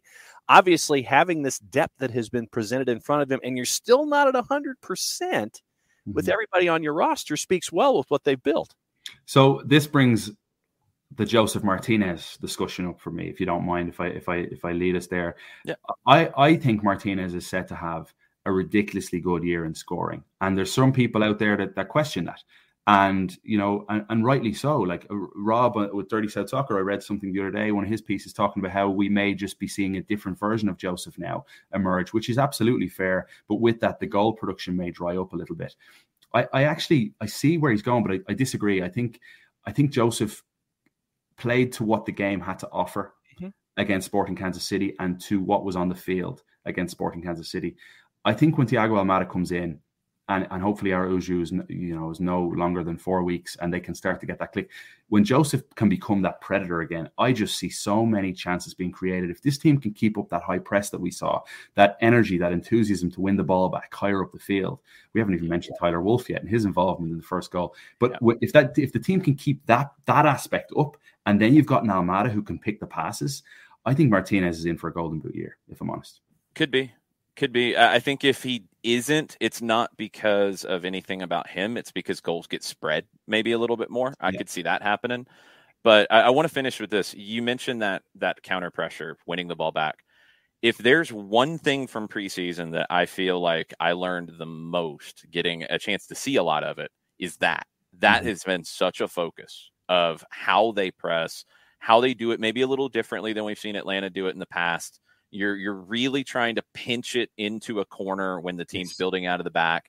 You're trying to box them in. But then that second wave, and I think the underrated element of it, because Wolff and Araujo will pick up turnovers in those areas. But the underrated part of it is Alonso in those moments. Thank you. Jason Lunshaw, you legend. Picking up the ball in the middle third and then going. That's where it changes. And that's where this team's got 2 waves of pressure that they're going to get a lot of goals off of turnovers. 100%. And it's not even picking the ball up for Alonso. It's Alonso being the conductor of the press and his communication and his experience to know, okay, Wolfpack, go. Yes. And, him being the one to be able to identify those moments, and knowing Gonzalo Pineda so well, they're in sync. So the pressing needs to be, we've seen it before when it's been off with Atlanta United, where Joseph can press and then he looks around and says, where the hell is everybody? And pressing needs to be something you do as a group. And that was so impressive. And it was fun to watch, like to see Atlanta United.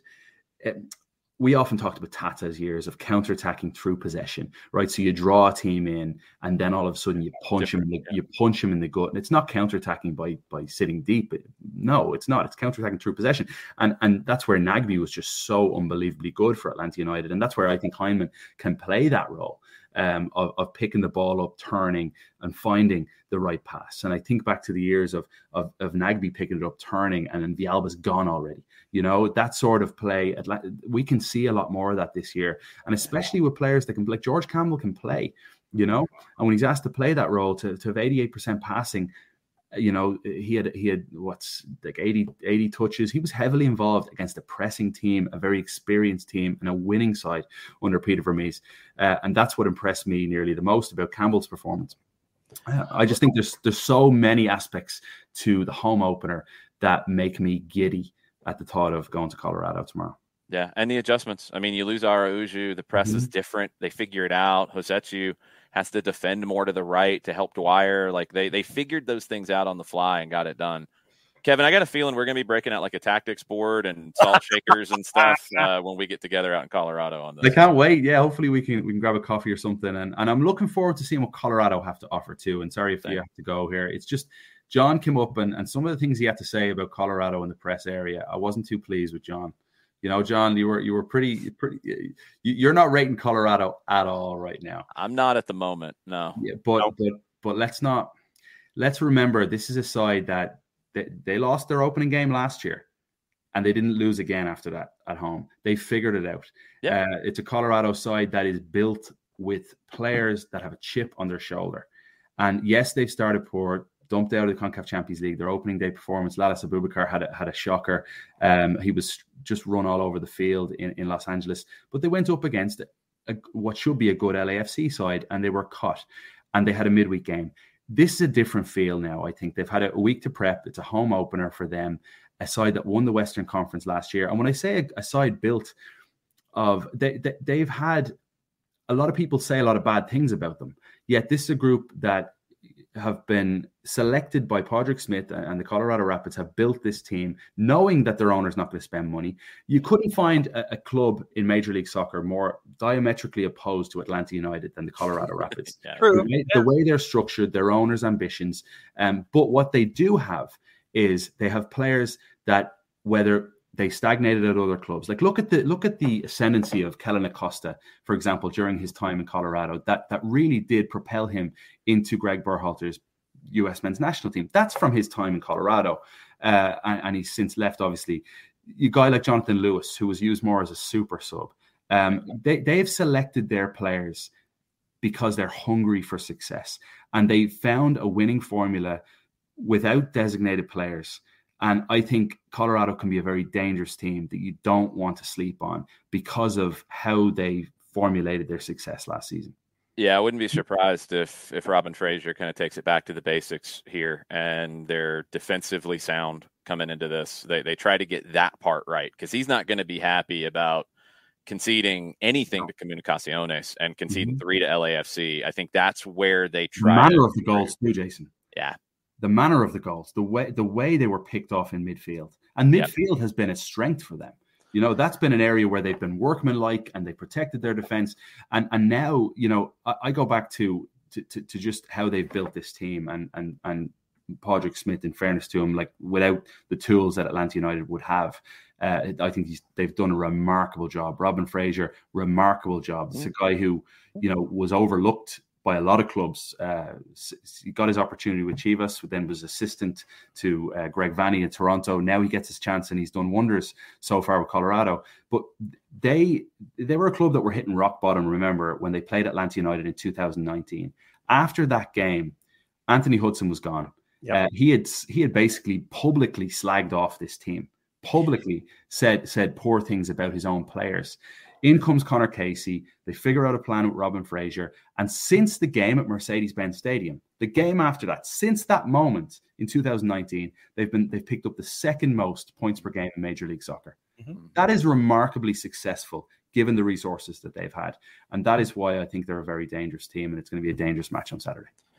Yeah, going to be an intriguing one. We'll get a chance to call it from Colorado in the snow or sleet or freezing rain or whatever this thing's going to be. Whatever it is, we'll have fun. Pack your layers, brother. Yes, we will. Thanks, Kevin. Thanks for taking some time for us today. I'll see you out in Colorado, man. What a pleasure. Take care, guys. Let's get a win. Be good, Kev. All the best. Make sure you're following him at Kev_Egan on your social media platforms. Let's get guest number 3 of the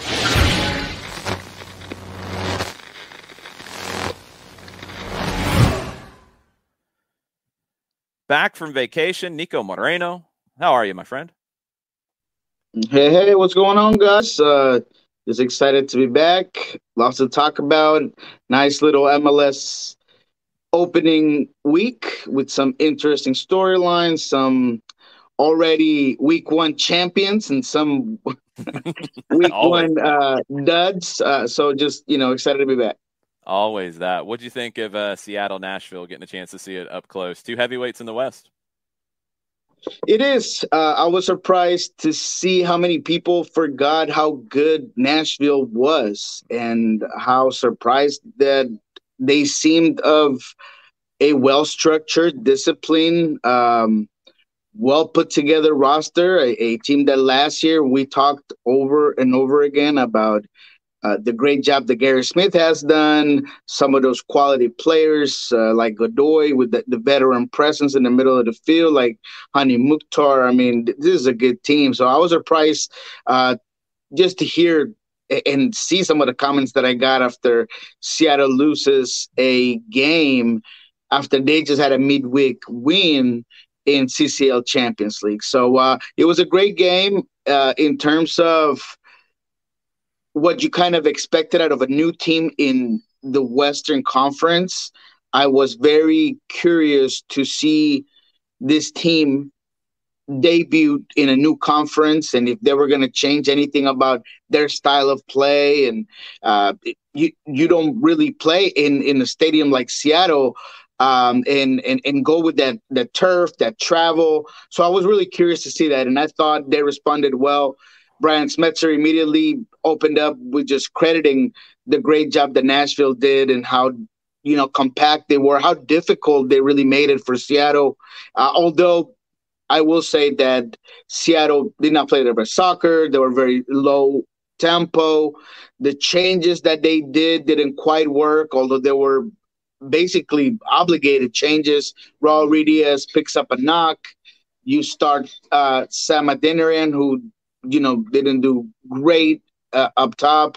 He did okay, but just not enough, especially to cover a guy like Raul Ruiz. Jordan Morris tucking a little bit more inside than you kind of used to.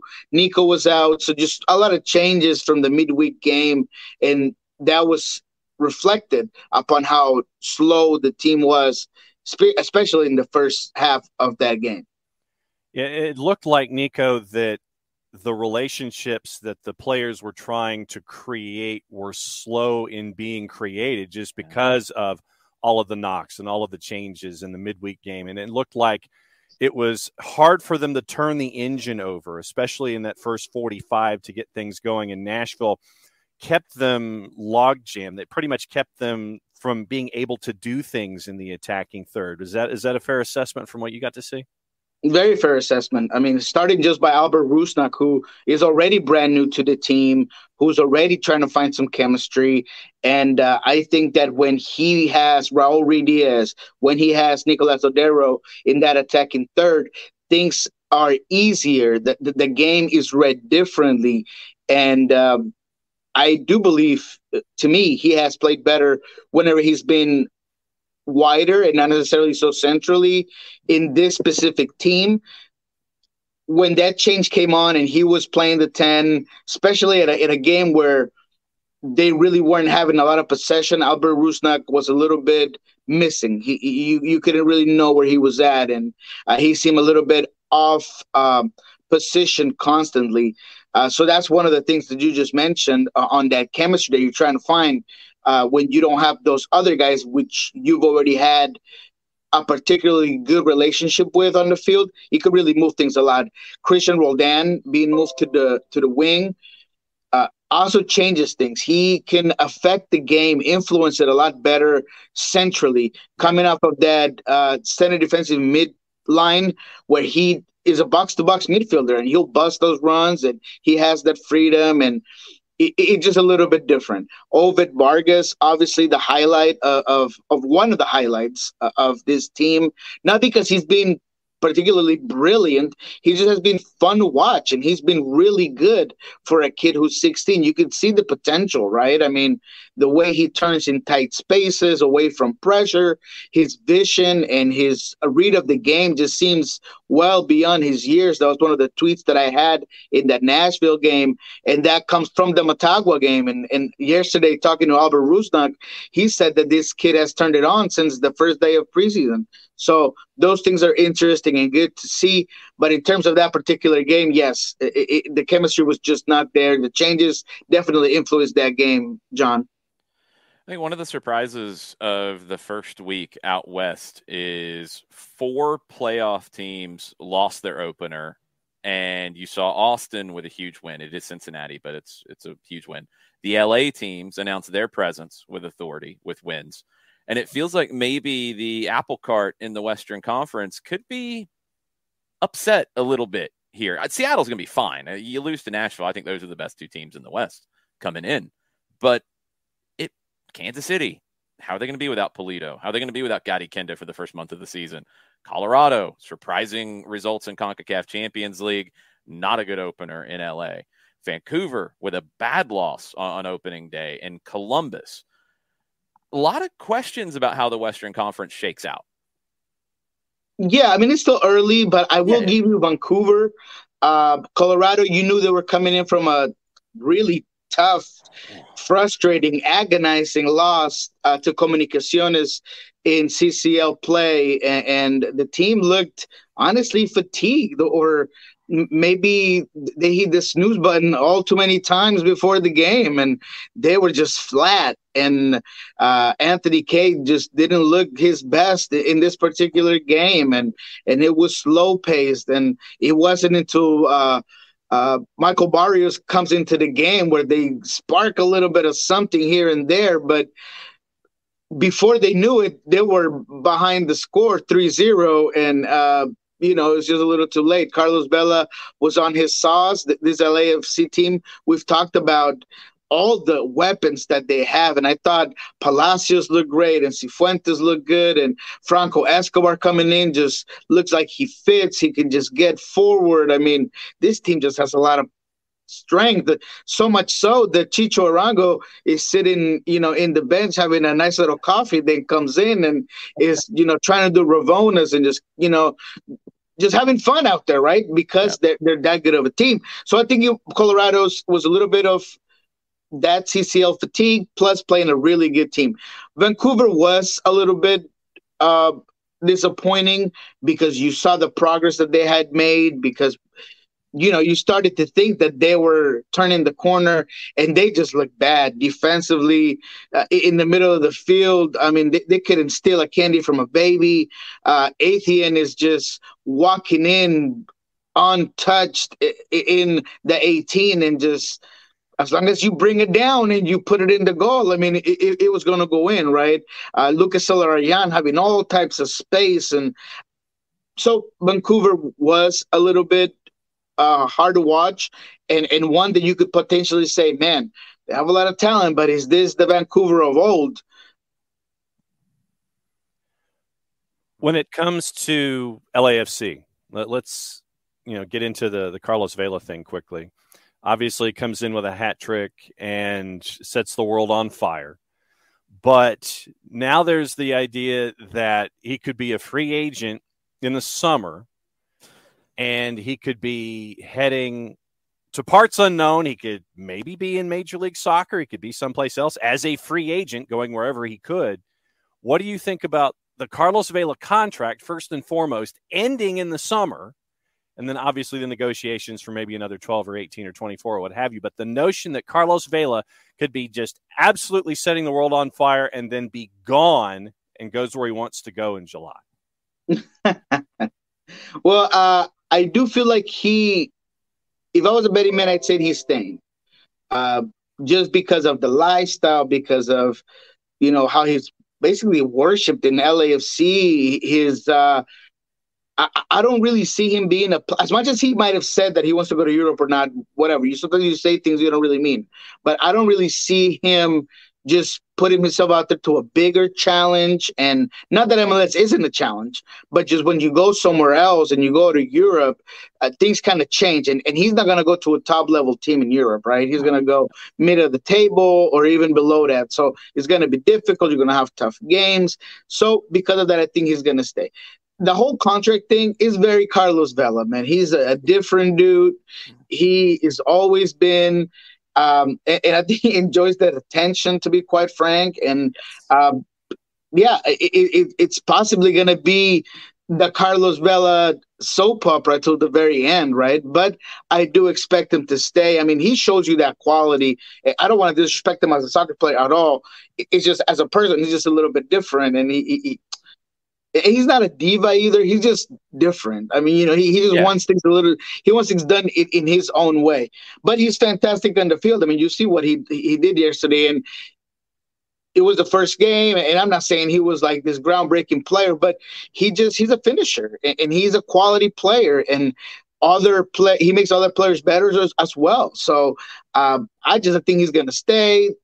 I think it's going to be a storyline all through whenever he decides to maybe get a longer extension contract. But he's just Carlos Vela being Carlos Vela.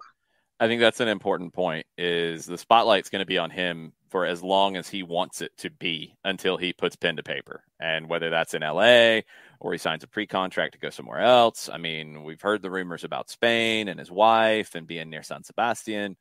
I would not be surprised, and this is just pure speculation on my part, with everything going on in Mexico City and Club America and having to fire Solari yesterday and not being acceptable where they are in the table. They've got the money to make a major play if they want to. It could get interesting. The longer it goes, the more spotlight will be on him, and the performances, if they're still good, it's going to get even more spotlight. But he's going to get all that attention. And does he want it? Does he want to continue to play that out? Does he want to string it along knowing that he's probably going to sign in Los Angeles? That's the safe play. But is Miami tempting? Is Club America possibly tempting if he wants to explore that? Is it the family situation and going back to Spain? Is that what he wants? He's going to have a lot of options, and he's going to be able to really pick his shot here. Yeah, I think if he stays in MLS, I think he stays in LAFC, honestly. I mean, look, there's no better city than LA for a guy with money, young, nice tan skin. Miami's kind of nice, though. Well, Miami is nice, but it's a little bit different, especially for a Mexican sure. American. I mean, I'm not Mexican American, but I mean Mexican native or someone with that background. Florida, Miami tends to be a little bit different. And I don't know if I really see him coexisting with some of those other stars. He wants to be that guy. He's that guy here. You want to go over there with Pipita Higuain, and it's not really your team anymore. And you also have the David Beckham factor. I feel like LAFC does a really good thing about, yes, they got their stars, but they're all behind. You got Will Ferrell doing funny stuff at training, and you got Magic Johnson being Magic Johnson out in the stands. But there's not really that I'm going to steal your light. I think in Miami, because of the Beckham factor and even Moss and the rest of those owners, they're very Jerry Jones-like and just super in there, right? So that's why I think LAFC would be the spot. And the whole America thing, man, I don't know. I don't see it. Like reading him as a person and just going off of things that he said in the past, I don't know if he wants to go back and deal with Mexican media and whenever you play Club America, there's all kinds of pressure from the fans and the press and just about everybody, right? And the style of life is different for him and his family. You heard Chicharito talking about Hector Herrera, and right, it's just, I'm happy that he's coming here for him and his family, because things are a little bit different in MLS. Style of play, MLS still have high-level soccer, but you do get a lot of those other intangibles that are good for soccer players. Let's talk about Herrera really quick. How big of a signing is that for Houston going forward? It's big for Houston. No disrespect. It's big for Houston. It's huge for Houston, right? I just, forgive me if I don't do 3 flips because Hector Herrera's coming to MLS, right? I mean, he's 31 years old. I do believe that he's peaked his talent. I don't think he's going to go beyond that. And you could argue that he might be a decline at some point after that.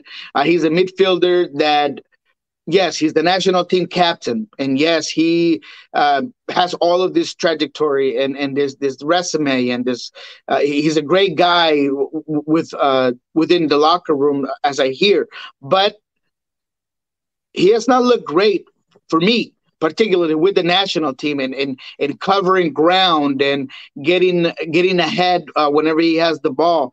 He's looked well with his club team when he does play, and I think he's going to be a quality player. I think he's going to provide a lot of good things to Houston. I just don't know if it's an Insigne type of signature move and signing where, you should predict that he's just going to change the league and change the team. I think he's going to provide a lot of good things. That's why I thought it was very smart from Pat yesterday during the press conference, just saying that, look, the objective is making the playoffs. He wasn't saying we're going to win the cup, we're going to just dominate. I thought that was great. He said that he's the best Mexican player to play in Europe in terms of games played and all these things.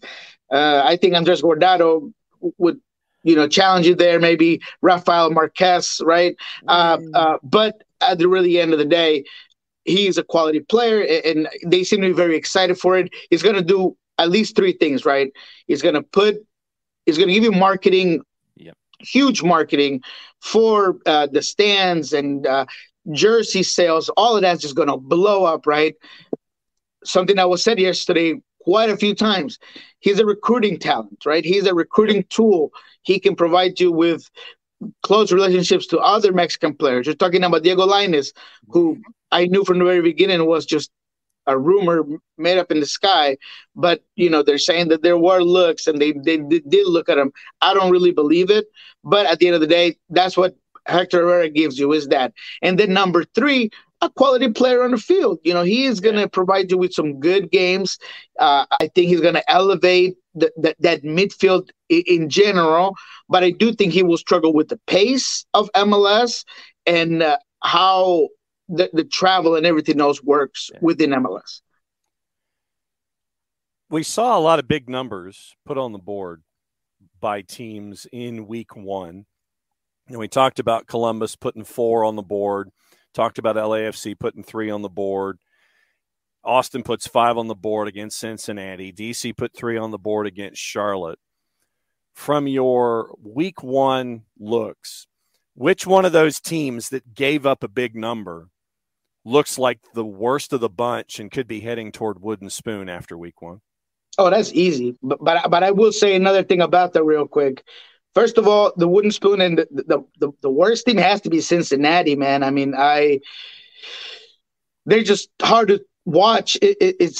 I talked about this in a Spanish segment this week, and I said, look, it's hard to win a race when you're falling on your face right off the gate, right? I mean, they were just stumbling upon themselves, and they just allowed Austin to just own this game early, and issues on set pieces and defending, and Jeff Cameron once again looks like he's out of oxygen, and that's to a very good Maxi Ruti, who was just all over the field and pushing and pressuring, and then giving DeRussi all this space, and that Austin team just looked very good, and it's great to see, and especially when they have so many other options, especially in the middle of the field with Johan Valencia, so being there, because Pereira was all right, so maybe he's the guy that gets interchanged in there. But after Fagundes and Dominguez, and the team just looked very good. Defensively, they still got their struggles because they did allow FC Cincinnati to get some opportunities that other teams might have finished. But I think Cincinnati is the worst out of those particular teams that gave up a bunch of goals. On the other hand, I thought Charlotte was not. I think that the score does not tell the full story. I think that Charlotte had some really good initial concepts. The fluidity of the game, they have to deal with a goal that gets taken away, and that affects them anemically and mentally, and it's just difficult to kind of take in your first game. but in concepts, in the way they were constantly changing the point of attack, the way they provided their set pieces, in the final third, how they would combine and kind of set things up. I thought Ruiz was excellent.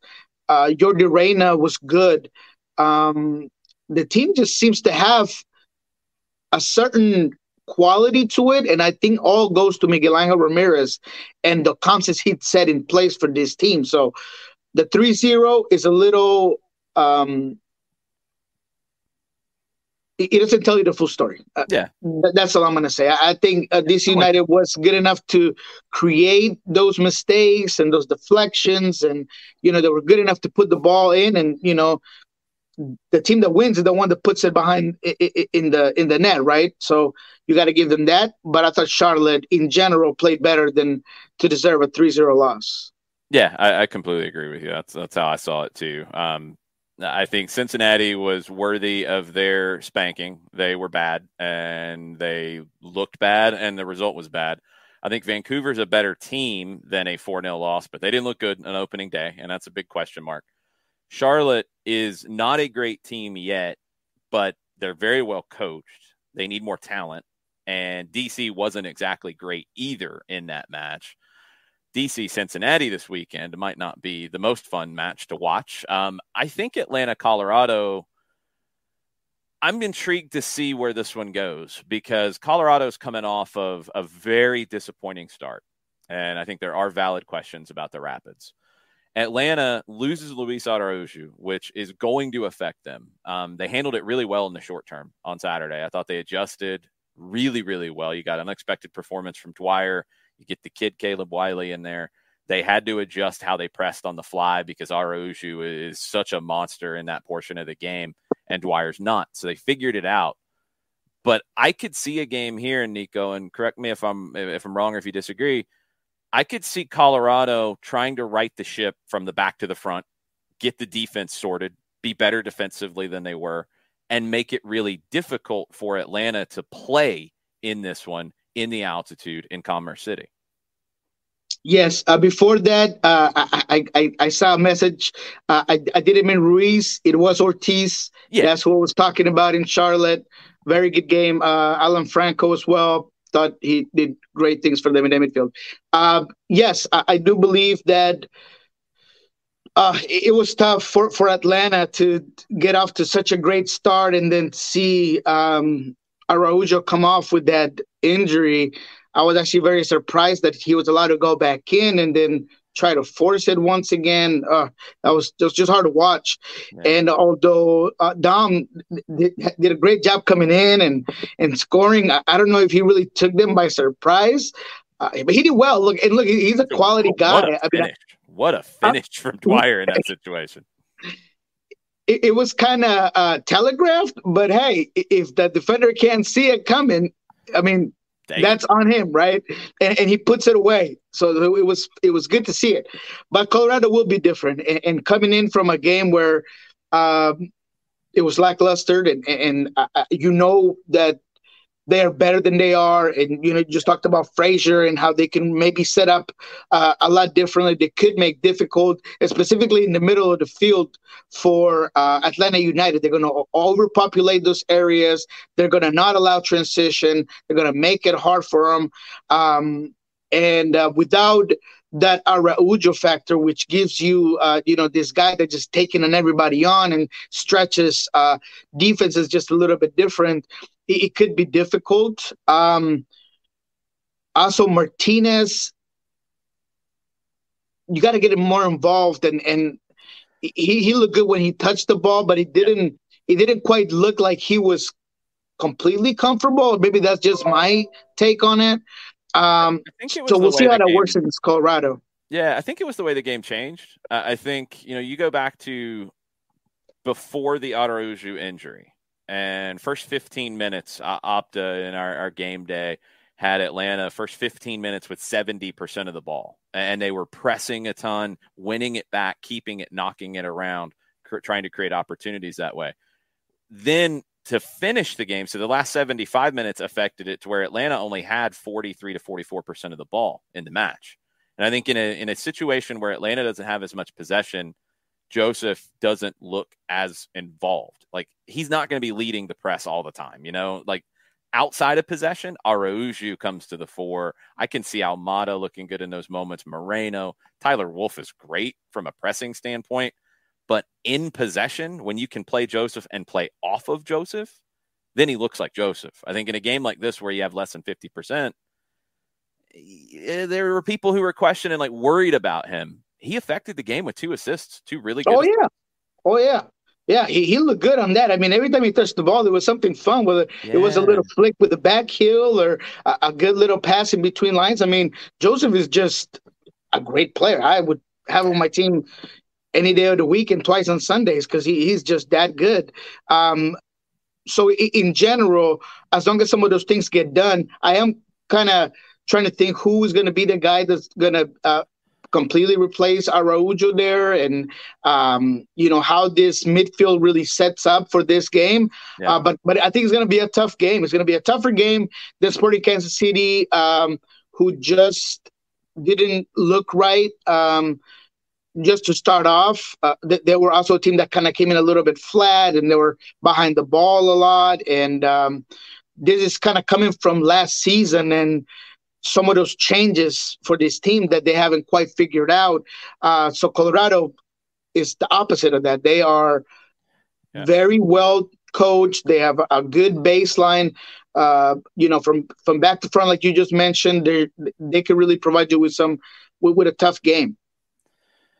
Yeah, last one from you, John.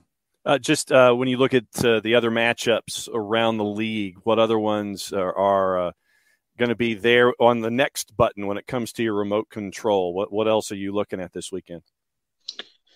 This weekend, let's see. Honestly, early in the season, I'm going to be watching a lot of games just because it's been so interesting. I literally missed 3 games this week 1. I don't know how lucky I'm going to get here at the house to replicate that. But let's see. Looking at the schedule, I like the first game and the last game. Those are the ones that really jump out to me. New England hosting Dallas, because I'm intrigued by Dallas, and then LAFC hosting Portland.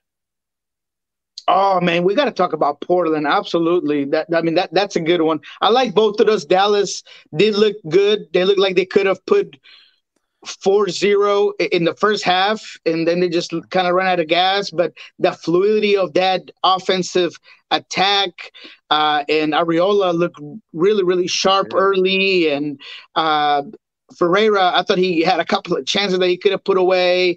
But that team just looked good.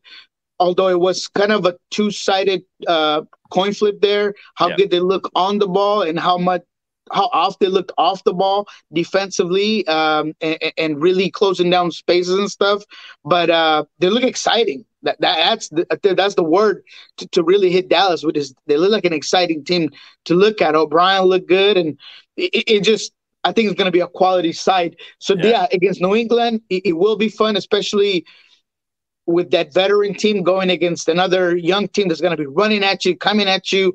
How New England can really hold that is going to be interesting, because I thought the best game that I watched this week was that 2-2 between Portland and New England, and not just because of the bicycle by my guy Jimmy, but just in general. Santiago Moreno was fantastic. I mean, he was a guy that I've been high on from day one, someone who I think is a guy to watch, and oh my, he is a guy that made you not miss Sebastian Blanco as much, and that's why he comes in to just play the last 10 minutes of the game.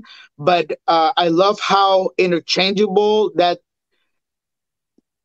3-man band in the midfield works between Santiago and Jimmy and Asprilla. They're just a little bit of everywhere. So they're going to be hard to deal with, especially if they can stay solid defensively. So yeah, I like that FC Dallas game. Yes, the Portland game, like you just mentioned, is going to be an interesting one. I mean, that's 2 powerhouses in a certain way. You got a very established Portland team who is always consistent, that we just talked about everything they had, against a LAFC team that is coming to play, baby, and they want to be this unstoppable machine with all this talent. So that's going to be a great game. The ones that perhaps you didn't mention, I'm interested in seeing the Chicago Orlando City, simply because I want to see a second game of Shaqiri. I thought that there were some positive things in Chicago, what Ezra wants to do with this team. And an Orlando squad that, like every Oscar Pereira team and how we expected, is well balanced and looked good. And once Junior Urso came into the game, he looked even better. Facundo Torres gave you brilliant moments where he just showed you what he can do and how he can affect the game. Araujo was also very good, I thought, in this particular game. So they're exciting. I'm still not buying much stock on Pato. I mean, if I was a guy, I'd say sell, sell, sell. But we'll see. It'll be interesting to see how Orlando plays all season, but that's a fun game for me. I want to see a second game by Shaqiri, second game of this Ezra experience, and an Orlando City team who I think is going to be as consistent and exciting as you can get in the East. Yeah, it's going to be a fun ride because, you know, the favorites in general looked like favorites. I think Orlando made a bit of a statement. Austin made a huge statement. Can they keep it up against teams not named Cincinnati? You know, there's a bunch of cool storylines this season. And you're going to have, on top of all of that, I don't know how the game's going to be, but you're going to have 75,000 people in Charlotte for their home opener with LA Galaxy coming in. That's going to be a wild spectacle on national TV. That's going to be so good. I mean, just seeing that fan base kind of show up at that first game, right? And then you can just imagine how it's going to be at home. And in a game where, look, I think that they can get a result. I mean, look, I get LA Galaxy won that game against New York City FC, and I know that they had a lot of chances. But once again, we go to the CCL teams that were coming in off of that tournament. It's not easy to kind of do that balancing act. So I still want to see how the LA Galaxy play overall. Look, Chicharito had a wonderful finish late in the game, and they give you the win. But before that, you could count in one hand how many times he was really affecting the game in the final third. Douglas Acosta, I thought he had a lot of energy in 50 minutes, and then it was just out of gas. So we'll see how that plays out. And once again, Charlotte, very well-coached team. I didn't think that they deserved that score, so I want to see how they adjust things and make it difficult for the LA Galaxy and maybe get a result. Yeah, it's going to be an interesting week two. Maybe not as many heavyweight matchups as week one, but some really intriguing ones for nerds like us who will dig deep into this stuff. What do you got coming up over at Sounder at Heart and Pulso Sports, Niko? Yeah, Sounder at Heart, we are going to have a nice little story coming up with Raul that we've been building up. It should be finished up by the weekend. I'm looking to have a interview with some of these younger players with the Sounders that have been so interesting, and just to learn a little bit more about how they're developing, because if there's something that Seattle's doing well is just getting a lot of these younger guys in, and they are definitely a team that doesn't only sign younger players, but it shows them a path to continue developing and continue growing within the team. Minutes played, you got such a good story with Danny Leyva and, Josh Stench, who was hurt, and Obed Vargas playing kind of the same area of the field, all three very talented players. So I'm going to try to get one of those younger guys to just kind of talk to me a little bit about that experience within the team and how they got to the point that they got with this organization. Awesome. Niko, great stuff. As always, great to have you back from vacation. It's going to be a fun ride this season. Get ready for it. It's going to be fun, guys. And let me say that I did enjoy all of the get behind Ukraine stuff. I thought, the league did a good job overall at showing that support. And I tend to be a hopeless romantic, and I really enjoyed that from teams doing it a certain way. It might just seem like a small gesture, but I know that it hits those people different. not just in Ukraine, but Ukrainian Americans, friends of mine who were, touched by all of the different ways that teams were showing support. So that's a big win for MLS there. So appreciate you guys. Have a great one, and I will see you guys next Thursday. You got it. We'll see you next week, Niko. Niko Moreno, make sure you're following him, El Rolo NW. Before we go, John, tell everybody, because we haven't had time, about quickly our good friends Eliminize. Can certainly do that. Eliminize service, proud sponsors of everything SDH QR code over my left shoulder for those of you watching on Twitch. For odor-free, clean, fresh air, one place you need to go. It's Eliminize service, deodorizing enclosed spaces like houses, apartments, and condos. It's a customized solution that eliminizes organic odors, including those like pets, cigarettes, or food. Realtors and property managers use Eliminize service to eliminate bad odors to help them sell or rent those facilities that much faster. It's a turnkey process that makes it easy to work with realtors and property managers for said properties. Kind of the environment. Offers a green way to get rid of odors without any kind of toxic residue, different than our favorite masking agents that just mask the smell and don't attack the problem like they do at Eliminize. It is a proven scientific formula that destroys odors down to the molecule. Pricing easy, one of two ways: parts per million or cubic feet to come up with a price that's affordable for you. Offering results in 24 hours or less. If you have any questions, frequently asked or otherwise, go to their website, eliminize.com, but do us a favor. Add the /Atlanta after the end of the .com so they know what part of the world that you are talking to them from. ELIMINIZE.com /Atlanta for odor-free, clean, fresh air. Eliminize service, proud sponsors of everything SDH. Thank you, Eliminize. Thanks, everybody who watched the twos last night on twitch.tv/ATLUTD. You'll be able to watch John give you the call against Greenville Triumph at 1 o'clock on Saturday afternoon. It'll lead you right in to getting ready for Atlanta and Colorado. We will be live tomorrow, normal time. It'll be early for me in Denver, but we're going to make this happen. So normal time, 9:05 in the morning. We'll do all of our usual preview stuff. We will have one of our Beyond Goals mentoring friends tomorrow. I think Greg Garza is up. But we'll have that at 9:30. Mike will join me at 10 o'clock, and we will go through all of the games in the league. There was a question earlier, and sorry, it's been so packed today. We haven't been able to really dive into the chat. Question earlier about updates on injuries. The team is training right about now, or they're about to start, and Gonzalo Pineda will speak to the media afterwards. So I would expect updates on, not on Araujo, because that's already been announced. We kind of know where that stands. But on guys like Jake Mulroney, maybe Machop Chol, any updates in terms of green cards being acquired by Franco Ibarra, by Santiago Sosa, on the visa process for Thiago Almada, I would expect that those questions are going to be asked of Gonzalo Pineda, and that will be tweeted out. If it's an 11:30 training session, which is what I had, probably speaking around 1 o'clock, 1:30 or so. So be on the lookout on Twitter on the ATLUTD hashtag, and the team will post that media availability later today as well. We have to go. Unfortunately, I have to go anyway, because I have to get ready to catch a plane. I will be heading down to the airport here very shortly. So be on traveling to Colorado. The weather is beautiful today. The weather is really nice tomorrow, and then it completely deteriorates on Saturday. Well, Friday night and then into Saturday, which makes no sense whatsoever, but yay. Can't wait to see what this is going to be.